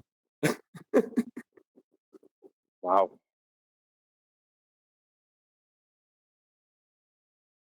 I was listening to Discord and I keep hearing people saying, well, electrostatics doesn't affect gases. I heard it like 3 times yesterday or the day before, and I was like, all right, I got to put a stop to this. You couldn't put a stop to a soup sandwich. Zach Zabala, you zipperhead. What a dumbass cracker you are. Just don't want us sounding ignorant. Oh, just open up your mouth and you've destroyed that, any notion of that. When we speak, when we have new people, because there's still a lot of new people coming into this. I don't want them hearing us saying these things that are just blatantly wrong. Now, in everybody's defense, when you type in, does static electricity affect gas? He thinks electrostatics is static electricity. What a moron. What a moron you are. They got that high on us a couple of times. Like everything else was hit. What's that? I was just saying they got that crap by us a couple of times because there was so much other stupid coming at us. So I'm gonna have to say I failed on that one. Don't say us. That didn't get by us. Got by you. Do a little bit of research. No, I said I. All right, let's go back. Let's see what he. Oh, I can't do that. I gotta go this route. Like everything else, it's hidden. You have to do a little bit of research. You wouldn't know what research was if it climbed up your arse and started kicking footballs wrapped in Carolina Reaper lace concertina wire. You're an abject retard, son. You have to look into things a little bit more. But ionic wind is well known about. Ionic wind. Oh, you hot. I got some ionic wind for you.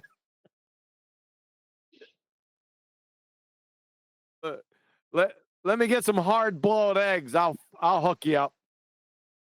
That involves electrons. Something that he would say he doesn't believe exists. Ionic wind. Build up of electric charge. All right, I got another one from Mark. I don't know what this is. I'll probably turn it off if it's nothing. And then he climbed up to the ladder, to the steps, and he's about 35 foot. So I'll scroll down. Go ahead, do it, Mike. Gentlemen, I just want the company tonight. In no way do I support Nathan Oakley or Sleeping Warrior. I think they're both stupid dicks. There it is. But he likes you, Nathan. I mean, he should tell us how he really feels. Yeah. Where did Nathan and Sleeping Warrior touch you? All right, I got Triad of Ether Idiots. I don't know what this is. Who was that guy that just spoke? I'm sorry to interrupt again. Who was it? Experiments prove. I don't want to do that. Hey, what was that guy's name that just spoke right before Bob? Oh, that was Mark Doxey.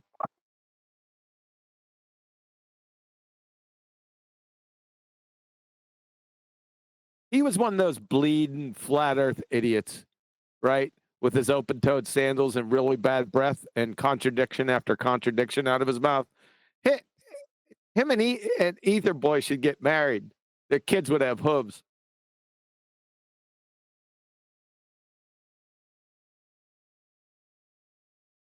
What is this one? Those people are very dogmatic, and they don't let new science like what Bob appears to be doing take place with the ether, electromagnetics, or anything. They're very dogmatic, very rigid, and they just shout you down if you think differently than them in some ways. I'd hate to say. So maybe it's time that we went in a new direction so that this doesn't stagnate. Bob, you're saying? Again. No, sorry, I won't play Bob. Can I just say something there, Kiwi? Yeah, good. You know the way. Sorry about the background noise. You know the way you're not playing Bob, and what Bob had to say, right? This is part of history, right? Now, people will play what Einstein said. People will play what this person said and that person said, who passed away. I mean, even if Bob has passed away, I'm not telling you to play him. I'm just saying he said what he said. He made his claims. He didn't listen. He's now passed away. I mean, that's not. We're not. All we're doing is playing history. It's a little different than re-airing it. You're re-airing it though, Brian. Like it's kind of, I wouldn't say bad form, but you know, people may take it badly. Also, I mean, that nigga straight turned that front part into a storefront. I would make that lobby area a big lobby area, but put all the posters and stuff in the forefront and turn the whole side part into a storefront. I wouldn't even put no like studio in there because you don't want.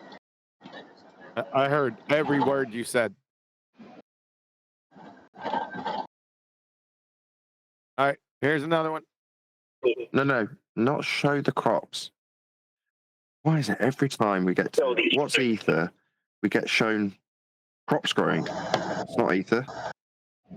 I just asked you a simple question, Nathan. What are all the mechanical parts of a magnet? What the hell did you just say? What are all the mechanical parts of a magnet? You unlock this door with the key of retardation. Beyond it is another dimension. You're moving into a land of bullshittery. You've just crossed over into. What are all the mechanical parts of a magnet? Numpty zone.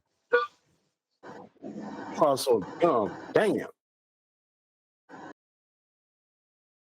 That's it. Was he going to equivocate between an electromagnet and a magnet right after that? I have no idea. I didn't need to listen to anything after that. I'll say $5. That's where he was trying to take it. Probably. It's like it just, but the fact is that they even make that statement. Like, it's just so stupid. The mechanical parts of a magnet? Yeah. It's like, you're not listening to yourself talk at all at that point. You're saying things and whether, and not thinking about what you're saying at that point. But that's what happens when someone tries to be an author. Brian, that's quick. Say something. Yeah. I don't know what this is.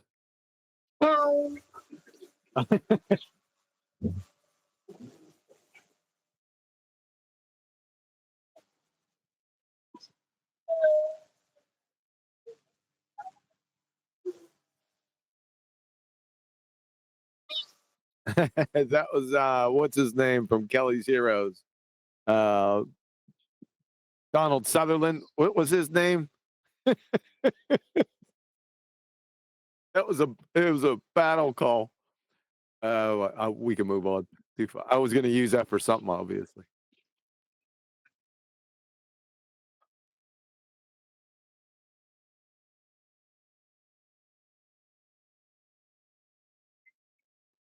Gamma Llama Gamma Panda Ding Dong, hammering away at the C4 fire again, March 2021. You can look up and you can see a rocket working in a vacuum. Oh, really? I've looked up plenty of times. I've never seen any rockets working in a vacuum. And where'd you get this vacuum from? You know, besides the one in between your ears? Clown. Saying we don't know it's a vacuum is not true. We do know it's a vacuum. You're a daisy if you do. So a nuh-uh, and you do know. You have no reason to believe it's anything other than a vacuum, and lots of reasons to believe it's a vacuum. Why would we need to believe in the first place, you fanatical religitard? Have you ever heard the statement, nature abhors a vacuum, by chance? You know, say for that space in between your ears, have you ever heard that? We have 6 reasons not to believe your horsepucky bollocks. It goes something like this. Boyle's law, Charles' law, Gay-Lussac's law, Avogadro's law, parts of Dalton's law, and the second law of thermodynamics that you just violated, you crayon-munching window licker? We can have knowledge of rockets working in a vacuum by looking at a rocket working in a vacuum. Profound as usual. Of course, you're going to have to find a natural vacuum other than that place between your ears to validate your horse pucky here, clown. Best wishes. I'm still talking, knobhead. You calling somebody else a knobhead is akin to Pol Pot calling the Dalai Lama a genocidal maniac. Hang on, may I say something very important? When you say that rockets don't work in a vacuum, that's not a claim of non-existence. What? That's a textbook example of a non-existence claim. Keyword, don't. From Hale, Stephen, Thinking Tools, you can prove a negative. Cambridge University Press. A negative claim is a colloquialism for an affirmative claim that asserts that non-existence or exclusion of something. Ergo, for the claim rockets don't work in a vacuum is a negative claim, therefore a claim of non-existence. You're an imbecile. Which rocket is it that doesn't exist then? What? Dude, are you mainlining fluoride? Nobody claimed that rockets don't exist. You glue sniffing git. The claim is rockets don't work in a vacuum. This begins with the claim that rockets don't work in a vacuum. No, it didn't, you dew-licking fungus muncher. The entire argument began with your positive claim right here. You can look up and you can see a rocket working in a vacuum. You can look up and you can see a rocket working in a vacuum. You get it? Get? Jem, claiming that rockets working in a vacuum exists? No, look, you can't. No, you're not. You can't just. No, I'm not. You're not. Then what's this? You can look up and you can see a rocket working in a vacuum. You can look up and you can see a rocket working in a vacuum. Do you even know where you're at? You can't just throw the word exist on the end of the sentence and go, aha, it's a conversation about existence. It is absolutely not a conversation about the existence of something. It absolutely is. By definition, you clown. If a negative claim is one of non-existence, and it is, we just went over the definition by Stephen Hales, then a positive claim that you made, by the way, is ipso facto a claim of existence. You're a certified ignoramus. It's about engineering and how that engineering works in reality. And you are making a specific claim about that engineering, as are we. The claim isn't about engineering, Mr. Magoo. Your claim is about a rocket working in a fairy tale vacuum. Wake the hell up. You're saying we know rockets exist, but we're saying that they go up. Right. Well, Jeremy's saying that this argument about how they work is actually about whether they exist or not. And that's not true. Of course it's not true, because that's not his argument. Oh, my God. You're retarded. You're a retard. That's it. And he's doing that. No. You're doing that. He's doing that. That's exactly what you're doing, Jeremy. I'm telling you, rockets. Hold on, Jem. Let's just so we're clear. He's starting to spiral now. You guys are saying rockets working. You guys are saying rockets working in a vacuum is a thing that exists, correct? Or am I straw manning you? No, you're not saying that. Straw manning me. That is incorrect. Nah, that's correct. Let's take another listen. You can look up and you can see a rocket working in a vacuum. You can look up and you can see a rocket working in a vacuum. Clown. Okay, let's go back to my question that I asked before. What about my question? Give me an example. Work in a vacuum, Jem. Give me an example of a rocket that you claim does not exist. If you're not saying rockets don't exist, and I'm not saying rockets don't exist, this is not an argument about the existence of rockets.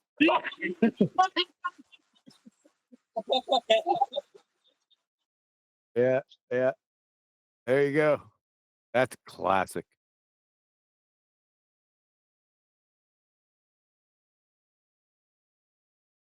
Did Jim Panda reposition? I didn't hear all of that one. Did Jim Panda reposition the gas pressure without a container argument into being us claiming rockets don't exist?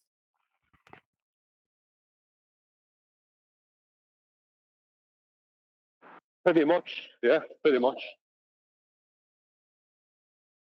That's basically the How can I be begging the a question? I'm asking you. In fact, I wasn't even asking a question.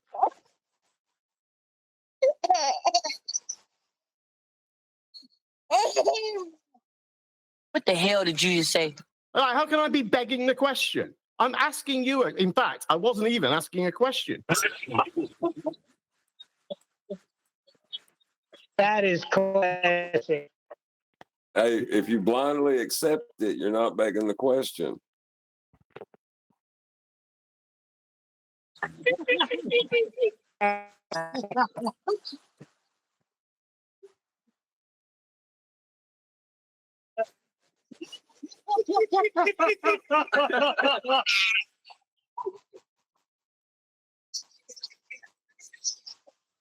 How can I be begging the question?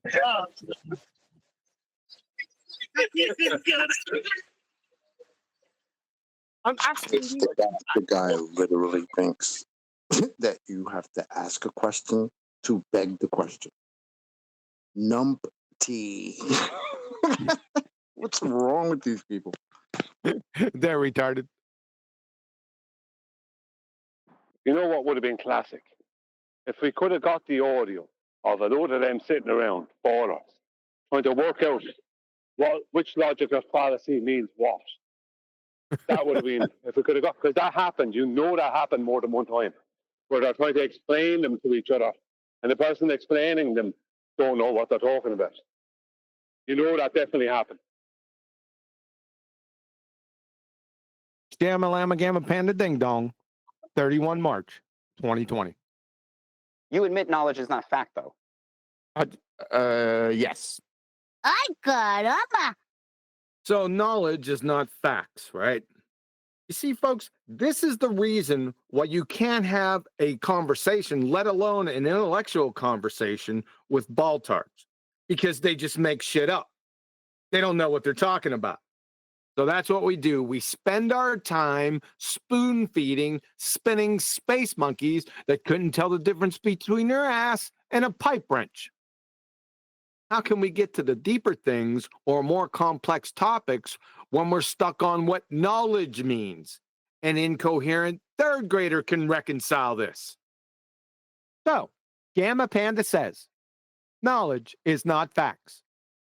Okay, well, let's take a look. I have 7 citations of the definition for knowledge. Oxford Dictionaries, knowledge, facts, information and skills acquired through experience or education. From his alma mater wiki, knowledge is a familiarity, awareness, or understanding of someone or something, such as facts, information, descriptions, or skills, which is acquired through experience or education by perceiving, discovering, or learning. From dictionary.com, knowledge, acquaintance with facts, truths or principles as from study or investigation, general erudition, knowledge of many things, awareness as of a fact or circumstance. From Collins Dictionary, knowledge, the act, fact, or state of knowing, acquaintance with facts, range of information, awareness, or understanding, the body of facts, principles, etc., acquired through human experience and thought. From Macmillan Dictionary, knowledge, all the facts that someone knows about a particular subject. From Lexico.com, knowledge, facts, information and skills acquired by a person through experience or education. Webster Dictionary, knowledge, the act or state of knowing, clear perception of fact, truth or duty, certain apprehension, familiar, organization, or cognition. If you thought that was moron, you ain't seen nothing yet. You admit knowledge is not fact, though. Yes, knowledge is Okay, not. so it's yes, I know, I remember everything. Knowledge so you can admit be you, facts. So it's Knowledge not can be but- facts, and it can include facts. Okay, so is this But is this it an isn't entity when your necessarily. knowledge is fact? Say what? So knowledge is not facts, but knowledge can be facts? Violation of the law of identity. Duh. Facts only exist in mathematics. Are you high right now? So facts only exist in mathematics? Well, you're a moron, and that's a fact.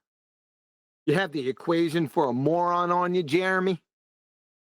I'm eating some pineapple right now, and that's a fact. You have the mass for a pineapple? You birds humping natural experiment numpty? Nothing is 100% sure. I'm not 100% sure about anything at all. Nothing is 100% sure? Back to the pineapple, numpty. I'm 100% sure that I'm eating a pineapple, and I'm 100% sure that you're a Dunning-Kruger moron. All knowledge is belief.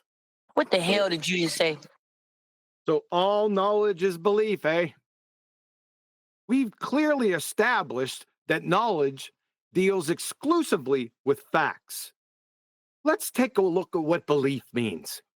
From Oxford Dictionaries, belief, an acceptance that something exists or is true, especially one without proof.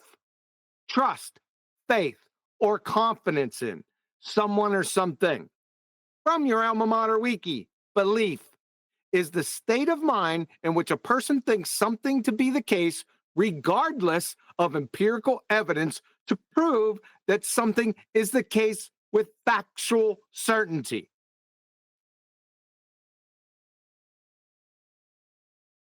So as it turns out, belief and knowledge are antithetical to each other. I'm not Kenyan. You're a big dummy. So the all knowledge is belief statement is another violation of the law of identity. Great job. Why don't you say it with some backbone this time? Maybe you'll convince us. All knowledge is belief. How many fucking times? Nah, it didn't work. You're an umpty. Knowledge is a subset of belief. That's not what you said 30 seconds ago. You said, all knowledge is belief. You even gave it to us with some backbone. Remember? All knowledge is belief. How many fucking times? You got any other shades of belief for knowledge, Jeremy? Knowledge is special belief.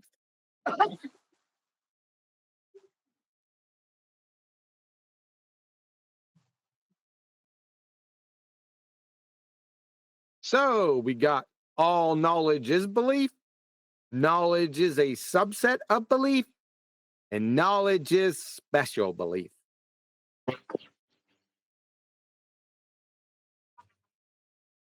Knowledge is not belief at all, Jeremy. In fact, it's the antithesis of belief. As we've demonstrated, knowledge is not a subset, subcategory, or a subwoofer of belief, and knowledge is not special belief. But you're special, Jeremy. A special daft numpty. For an encore, topping his knowledge and belief prowess. Listen, I can't demonstrate the Atlantic Ocean. I can't demonstrate a bluebird.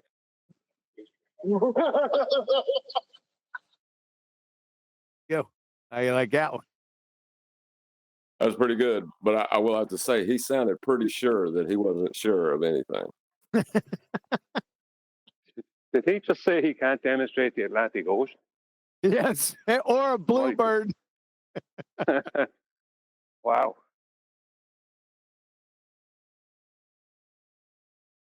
It's strange to think that these people actually got away with what they got away with for so long, isn't it? And they're still getting away with it, just not around us.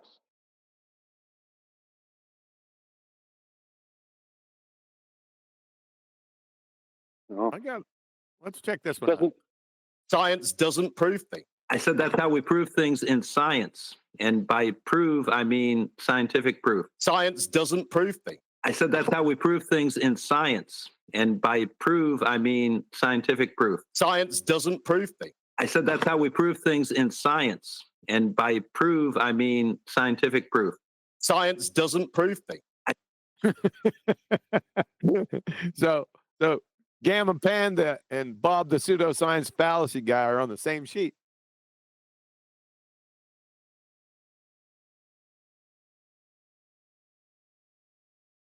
For June 2020, Gamma Llama Gamma Panda Ding Dong, Mr. Bird's Humping Natural Experiment. Knowledge is special belief. And how can I be begging the question? I'm asking you. In fact, I wasn't even asking a question. Now, with his current thesis defense, nobody has ever determined the shape or size of the Earth by making an observation of the horizon. We've never done that. We've never, ever, ever, ever done that. What in the world?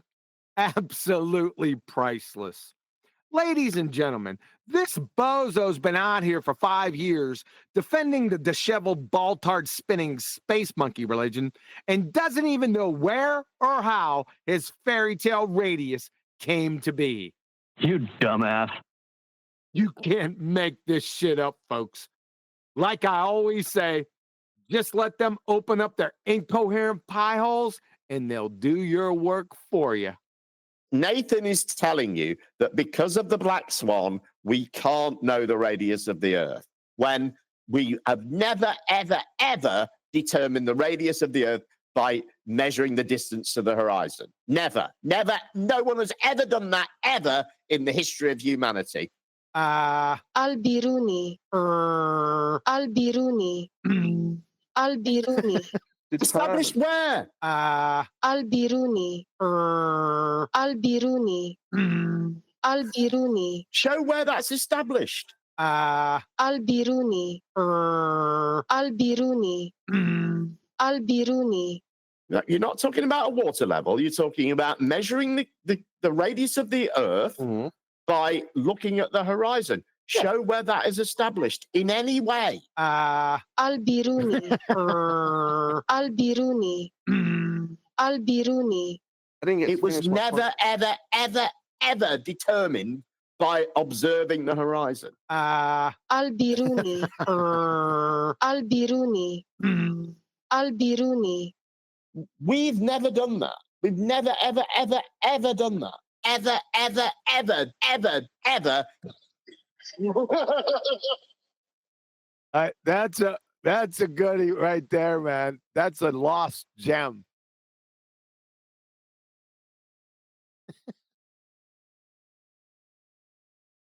It's mad that he'd make that statement so with such gusto. Like, it's like, I don't know, I'm shocked that he would do that. I'll tell you what I'm shocked by is that he's got so many clips of him saying such obviously wrong and self-contradictory things, and he's not a bit embarrassed about any of it. A couple more.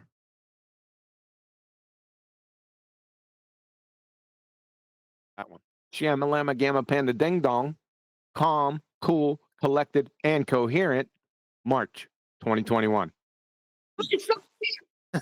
Wow. Well, why can't you shut the fuck up and just let me finish one sentence, please? Why? Well, there's about 83 reasons why, but the hairy T-Rex in the room is you're a certifiable pretender clown numpty dipshit of epic proportions with projectile diarrhea of the mouse syndrome. The ICD-10 code is Shamalama Gamma Panda Ding Dong 83. Listen, let me make a fucking point without interrupting me. But go ahead, man. Don't get mad. Well, because you do it constantly, dude. Go ahead. Cannot finish a single thought because you are badgering me.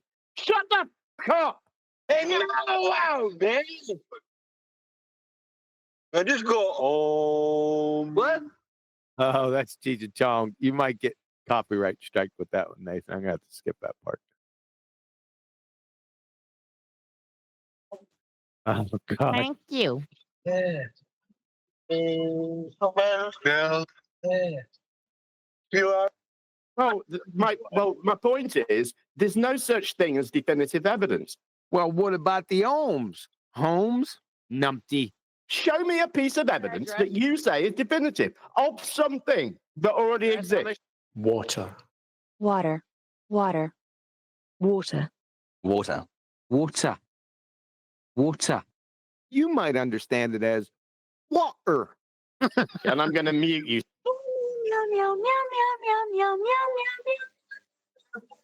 The question on the table is, listen carefully, are there two celestial poles?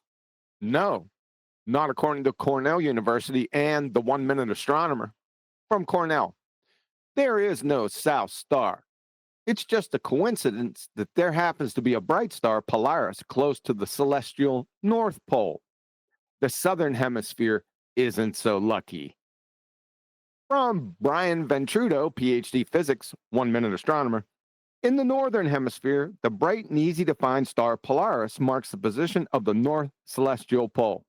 This makes it easy for stargazers and navigators to find north and get oriented in the night sky. But in the Southern Hemisphere, it is different. By sheer bad luck, the South Celestial Pole, the imaginary point in the sky, yada, yada, yada. So unless you consider imaginary points poles, then you're SOL, numpty. The question on the table is, listen carefully, are there two celestial poles?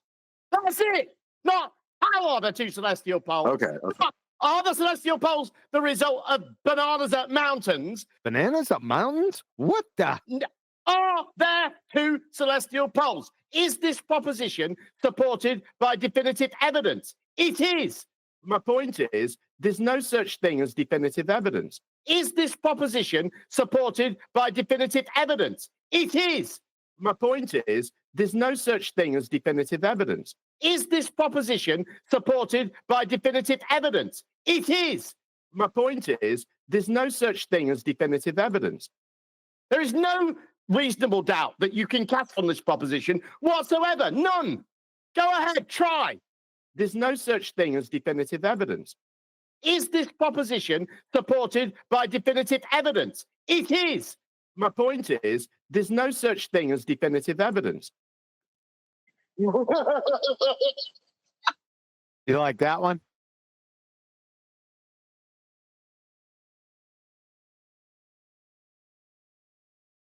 Huh, perhaps not.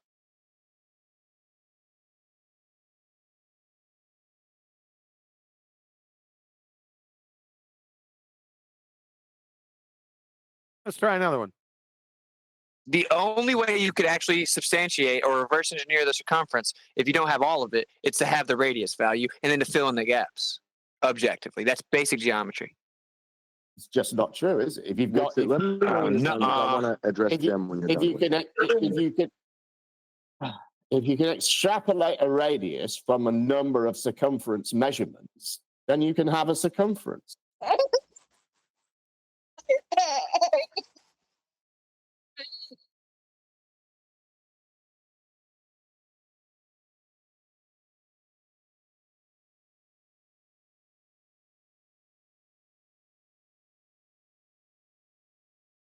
Let me return to Whit's point. First of all, terrestrial refraction is not 7/6R.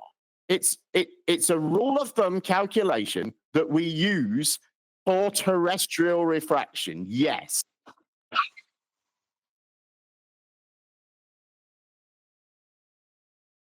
Oh, that was a short one. Good.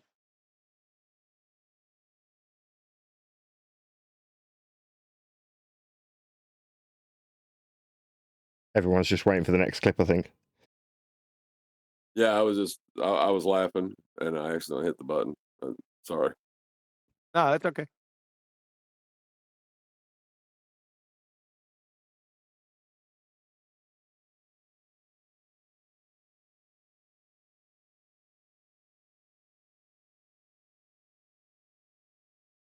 Try this one. Hillbilly Blue Balls, the redneck retard, aka the photosynthetic redneck, January 2021. You said you're doing an experiment. I just want to know what experiment it is. Would you have more detail? You don't know that I'm doing Cavendish. What? Cavendish never performed a scientific experiment, Professor Hillbilly. He didn't have a viable dependent variable. Ergo, no hypothesis. Therefore, no experiment. Check the original paper. You'll find nada. Zippo. Number 2, why are you performing a non-experiment from a 106-year out-of-date pseudoscience, Hillbilly? From Douglas Klein, Professor of Physics, via Phys Libre text. Newton's 2 crowning achievements, the laws of motion and the laws of gravitation, that had reigned supreme since published in the Principia in 1687, were toppled from the throne by Einstein. So, it's well past time to get up to date with a new hotness, Einstein's general theory of relativity from 1915, and start performing bendy space-time experiments. And what's your hypothesis? Attracts mass. Sorry? What's your hypothesis? Mass attracts other mass. So, your hypothesis is, given mass, then mass will attract other mass, right? That's not a scientific hypothesis, Professor Blueballs. That's a circular banjo do-si-do begging the question fallacy train wreck. You'd fail 5th grade general science and the 60-level basic reasoning course. By the way, what's mass? Mass is simply the resistance to acceleration. Do you know that? No. That's inertia. But we'll roll with it anyway. So let's take the definition you provided and substitute the definition for the word, mass. You said mass is the resistance to acceleration. So your hypothesis actually is, given the resistance to acceleration, the resistance to acceleration will attract the resistance to acceleration.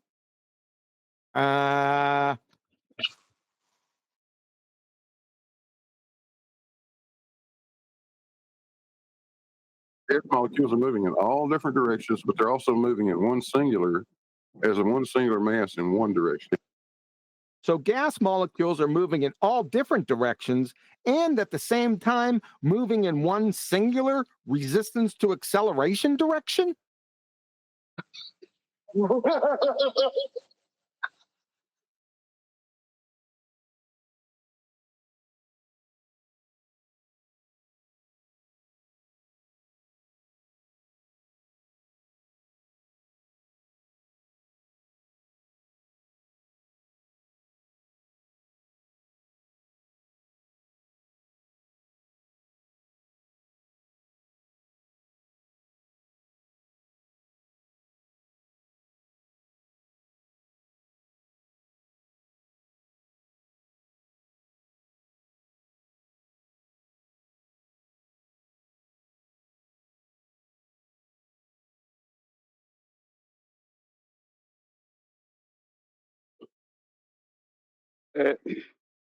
While there's nothing playing, did you hear that? Bob Townsend, Dr. Bob, is. Oh my God. Are you hearing me? What? Well, I didn't hear it. There was no sound coming out through whatever you were playing. Oh, you guys can't hear that? You guys can't hear it? I didn't hear it. All right. Nothing for me. Huh. All right. That's it.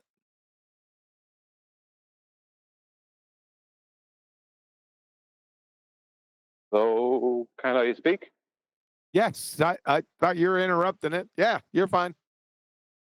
You know Dr. Bob, pseudoscience Bob? He's now at present doing a PhD in astrophysics. Yeah, I heard. What do you think the mindset is behind that, besides stupidity?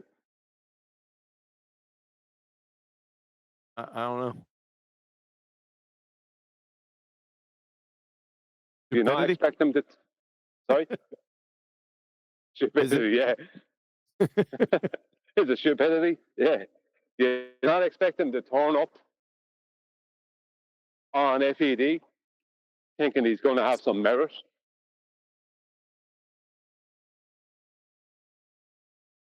Try this one.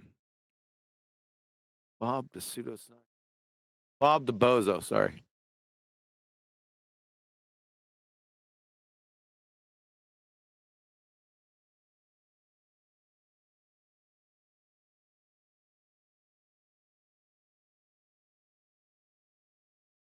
We're not hearing anything, QE. Yeah, I know. I'm trying to find it. I'm not getting it. Talk amongst yourselves. Otherwise, I've got to round out. Are you hearing much background noise from me, Nathan?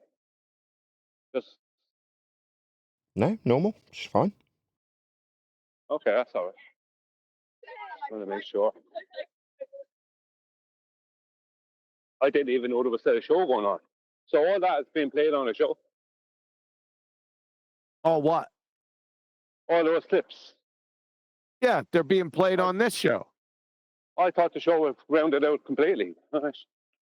No, I was playing clips. He let it run. All right. I didn't know that. I never do. Maybe it's right here. Here's a good one.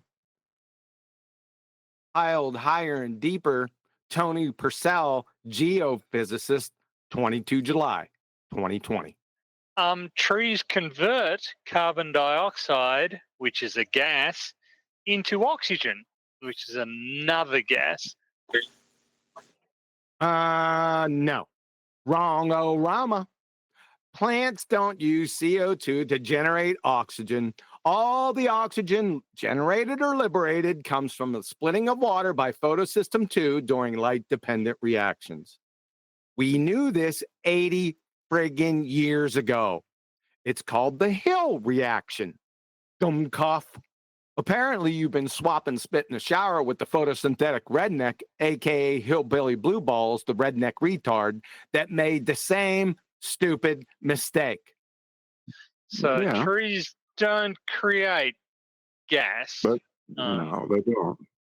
Be careful. I got yelled at about that now. So just to be really? Who by? Just to be very quantum eraser. I'm your huckleberry. That's just my game. Just to be very specific, QE, if you're listening, you little son of a bitch. Hi there, numpty. We're not saying that trees break carbon dioxide up into carbon and oxygen. That's exactly what that moron said. Let's take a listen. Trees convert carbon dioxide, which is a gas, into oxygen, which is another gas. Trees convert carbon dioxide, which is a gas, into oxygen, which is another gas. Ergo, he is another photosynthetic redneck numpty like you. For me, it boils down to a gas molecule at the surface has finite energy. What in the world did you get yourself into now, Dummkopf? Finite energy? What does it do? Reach the end of the line of finite energy and rip off its bra in rebellion of gas law and the second law of thermodynamics? Time to fall down, go boom, boom, go splash, splash. Hey, numpty, the average kinetic energy of gas particles is proportional to the absolute temperature of the gas or gases. My word. Entropy is not a source of infinite energy that will give that will allow a gas molecule to travel an infinite distance in an arbitrary direction. Conservation of energy is the primary natural law that everything needs to obey, and even entropy is subject to it.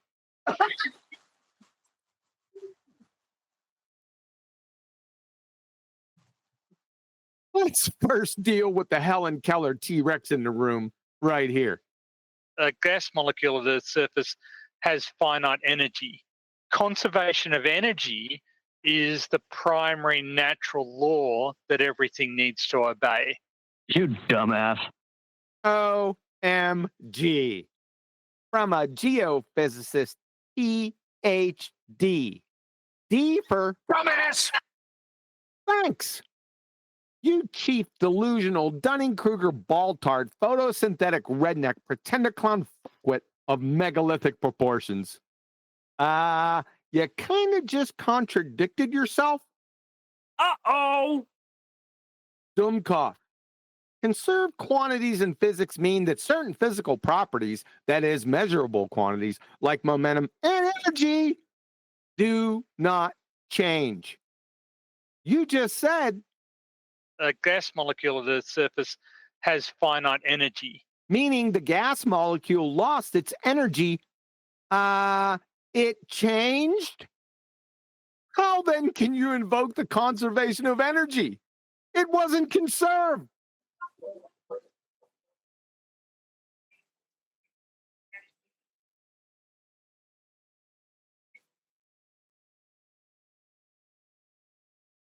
You have like a 1948 physics glossary and you're just flipping pages, eyes and retard mind shut, and wherever your doofus finger lands, you name a phrase, drop them into your yarn?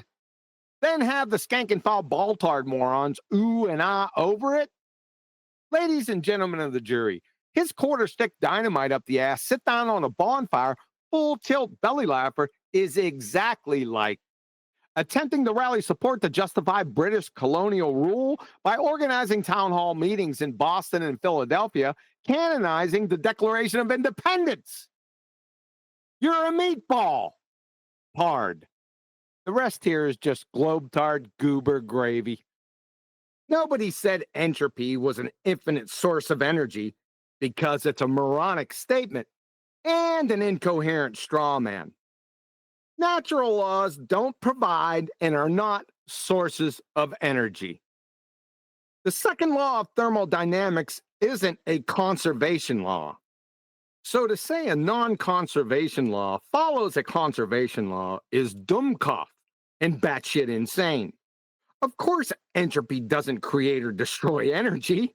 It doesn't have anything to do with the topic. This antiquated physics glossary, pin the tail on the numpty PhD ball-tard clown show charade, is fixing to be eclipsed, if you can believe it. Just when I think you couldn't possibly be any dumber, you go and do something like this. And totally redeem yourself.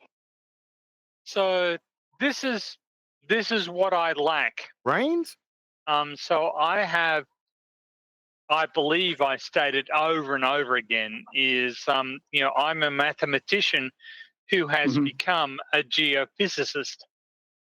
I am not overburdened with a technical understanding of a great deal of physical reality, as it might be termed.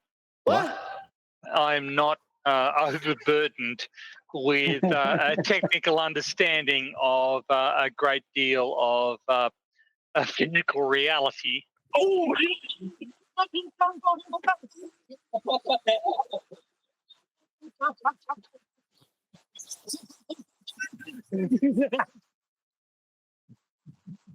Are you serious? You unlock this door with the key of retardation. Beyond it is another dimension. You're moving into a land of bullshittery. You just crossed over into a numpty zone. That's so dumb. Damn. One more? Is this your last one? Yeah, I'll do one more. Okay. PhD, piled higher and deeper, Tony Purcell, geophysicist that's not overburdened with a technical understanding of physical reality, February 2021. Greetings. Greetings to you also. And thank you for the brain-dead goober content here for your current numpty clip. You're very welcome. There was a simple declaration that gravity doesn't exist and that we can't prove it, which is false. That's some powerful lawyering right there. You pre-law? Stanford? Harvard by chance? Claims about how the scientific method work that are also false. Really? How so there, Perry Mason? Or are you going to rest with your blind melon chitlin hand wave dismissal case here? On top of that, I got called an idiot. Well, whoever did, they were extraordinarily kind and seriously lowballing in your specific case. Well, no, he just said that I was really, really dumb. Well, he's getting a little closer, but he's still about 675,000 light years away from the current situation. Now, we can objectively test our relative educational and intellectual backgrounds. Yeah, well, all they'd have to do is fog a mirror without assistance, and you're kaput. I happen to have represented my country on several occasions at mine sports and performed reasonably well in international competition. Really? What country's that? Tuco and Tobago? There's only 4 people there, including you. 2 are in a coma. 1's a resident of Shady Meadows. Then there's you. Some stiff competition, eh? My money's on the driftwood that's piled up in the sewer. Arwen, Nathan Oakley, Tony Riley, whatever, are not the ultimate arbiters of what is or is not science. Huh? Oh, what? Wait. What? I'm struggling even to find a response to this batshit insane retard of a statement. I mean, what would possess somebody to make a crackhead comment like that? Did one of these guys, did you get butthurt by one of these guys? It's like saying Joe, Carl, and Terry aren't the final arbiters of what is or what is not a banana. You clown. The ultimate arbiter of what is or what's not something is by simple definition. Duh. So, natural science, not just science. We're not defining science, knowledge. This is natural science. I mean, what we're specifically talking about here, right? So, natural science, the definition, is a branch of science concerned with the description, prediction, and understanding of natural phenomena based on empirical evidence from observation and experimentation. It either is that or it's not that. If it's not that, then it's not natural science. An incoherent 4th grader can evaluate this in 5 seconds in between iterations of Candy Crush. You globe-tard goober. No, not by a long shot. And neither am I. And I'm sure that neither are you, Tony. Yeah, that's right. So Mr. Insensible and PhD Driftwood here are in agreement that they don't know what natural science is. Newsflash, goobers. Everyone already knew that anyway. You 2 bozos should get married. Your kids would have hooves. So, you're quite right.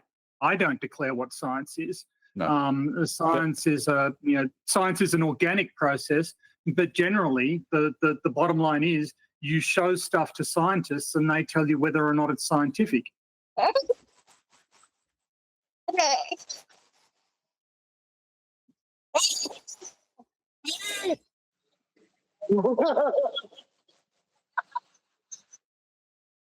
There you go. All right. Any last comments? Because I'm going to round out.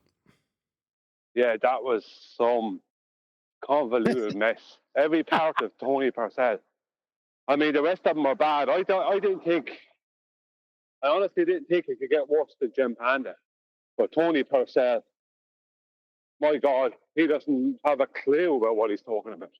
And he uses a lot of reasonably big kind of highfalutin terms that when you put them together mean it contradicts something he said a minute beforehand or at some other time. Like you just said there, I'm not the arbiter of what science is. Science is an organic process. That's a straight contradiction immediately. Yeah, they need to show someone you're on the not- doll where me, Arwin, or Anthony hurt them. Yeah. Yeah, I was thinking that too. I should have stated that, but I didn't. Just out of if he's not interest, the I've just got a question Go for on, QE. Nathan. Sorry, I've got this banana here. Is this science? I just need you to tell me if it is or isn't. That's all.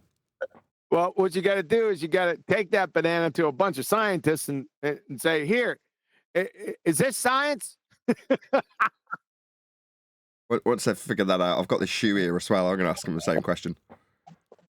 I was just gonna say you just gotta look at it because that's what I was told one day by Brenda. You just gotta look at something, observe it, and you're doing science. Repeatedly. And I was just like, really? I'm looking at a door right now. Am I doing science just looking at this door? Yes. I was like, wow, you're a crackhead. Okay, thank you.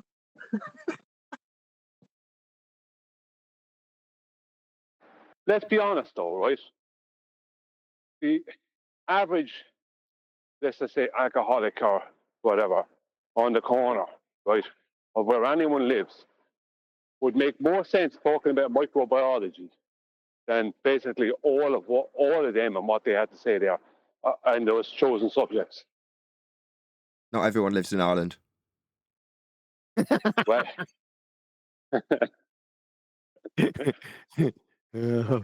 Yeah, they never end. I got over 100 of them, but we have to end at some point. Taylor, I couldn't speak before, but I did miss the Alberuni. Peace out, people. That one was good. It's been so long since I heard that. You and me both, man. You may hear that again shortly. Ba ba ba ba. Oh, where's that one at? Ba ba ba ba ba Baruni. Ba ba ba ba ba Baruni. Ba ba ba ba ba. Oh, ba Baruni. Hold on. I gotta get that one. See, Nathan's singing now. You want me to go find the top of the fuckwit pops? Yeah, that was a good one too. Where would that? I pulled my daughter in here when she was still living here. That was a long time ago. Bob the Bozo has to be under there. Bob and Brenda. Bob. I don't know if this one's it. It might not. Bob the Bozo Pseudoscience Fallacy Guy, April 9th, 2020. All right. On a flat Earth, at solar noon, the sun will be the same height above the Earth. The same height? The same as what? I mean, you some type of bozo. That statement, that doesn't mean anything. You're a retard. On a round Earth, from any location, on a round or spherical Earth, so the height of the sun will be at different locations at the same time. You're retarded. So let me get this straight. You're saying that the height of the sun will be at different locations at the same time? What the hell does that even mean? You need to be institutionalized, first tranquilized, rubber-roomed, and then force lobotomized. You are a certifiable retard and a danger to you and to others. My word. Ba ba ba ba ba Baruni. Ba ba ba ba ba Baruni. Ba Baruni. You are so loony. Ba Baruni. You got me laughing and a rolling, smirking and a scoffing. Ba Baruni. Ba ba ba ba Baruni. You are so dumb. Damn. Right, with that, I'm going to say another huge, massive, enormous thank you to both Discord and G Plus panels for making today's after show possible. And of course, a massive thank you to all of you for liking, commenting, sharing, subscribing, joining as a Nathan Oakley 1980 channel member. Hit me up on PayPal and Ko-Fi and all that good stuff. I've been Nathan Oakley, and I will see you all in the next video.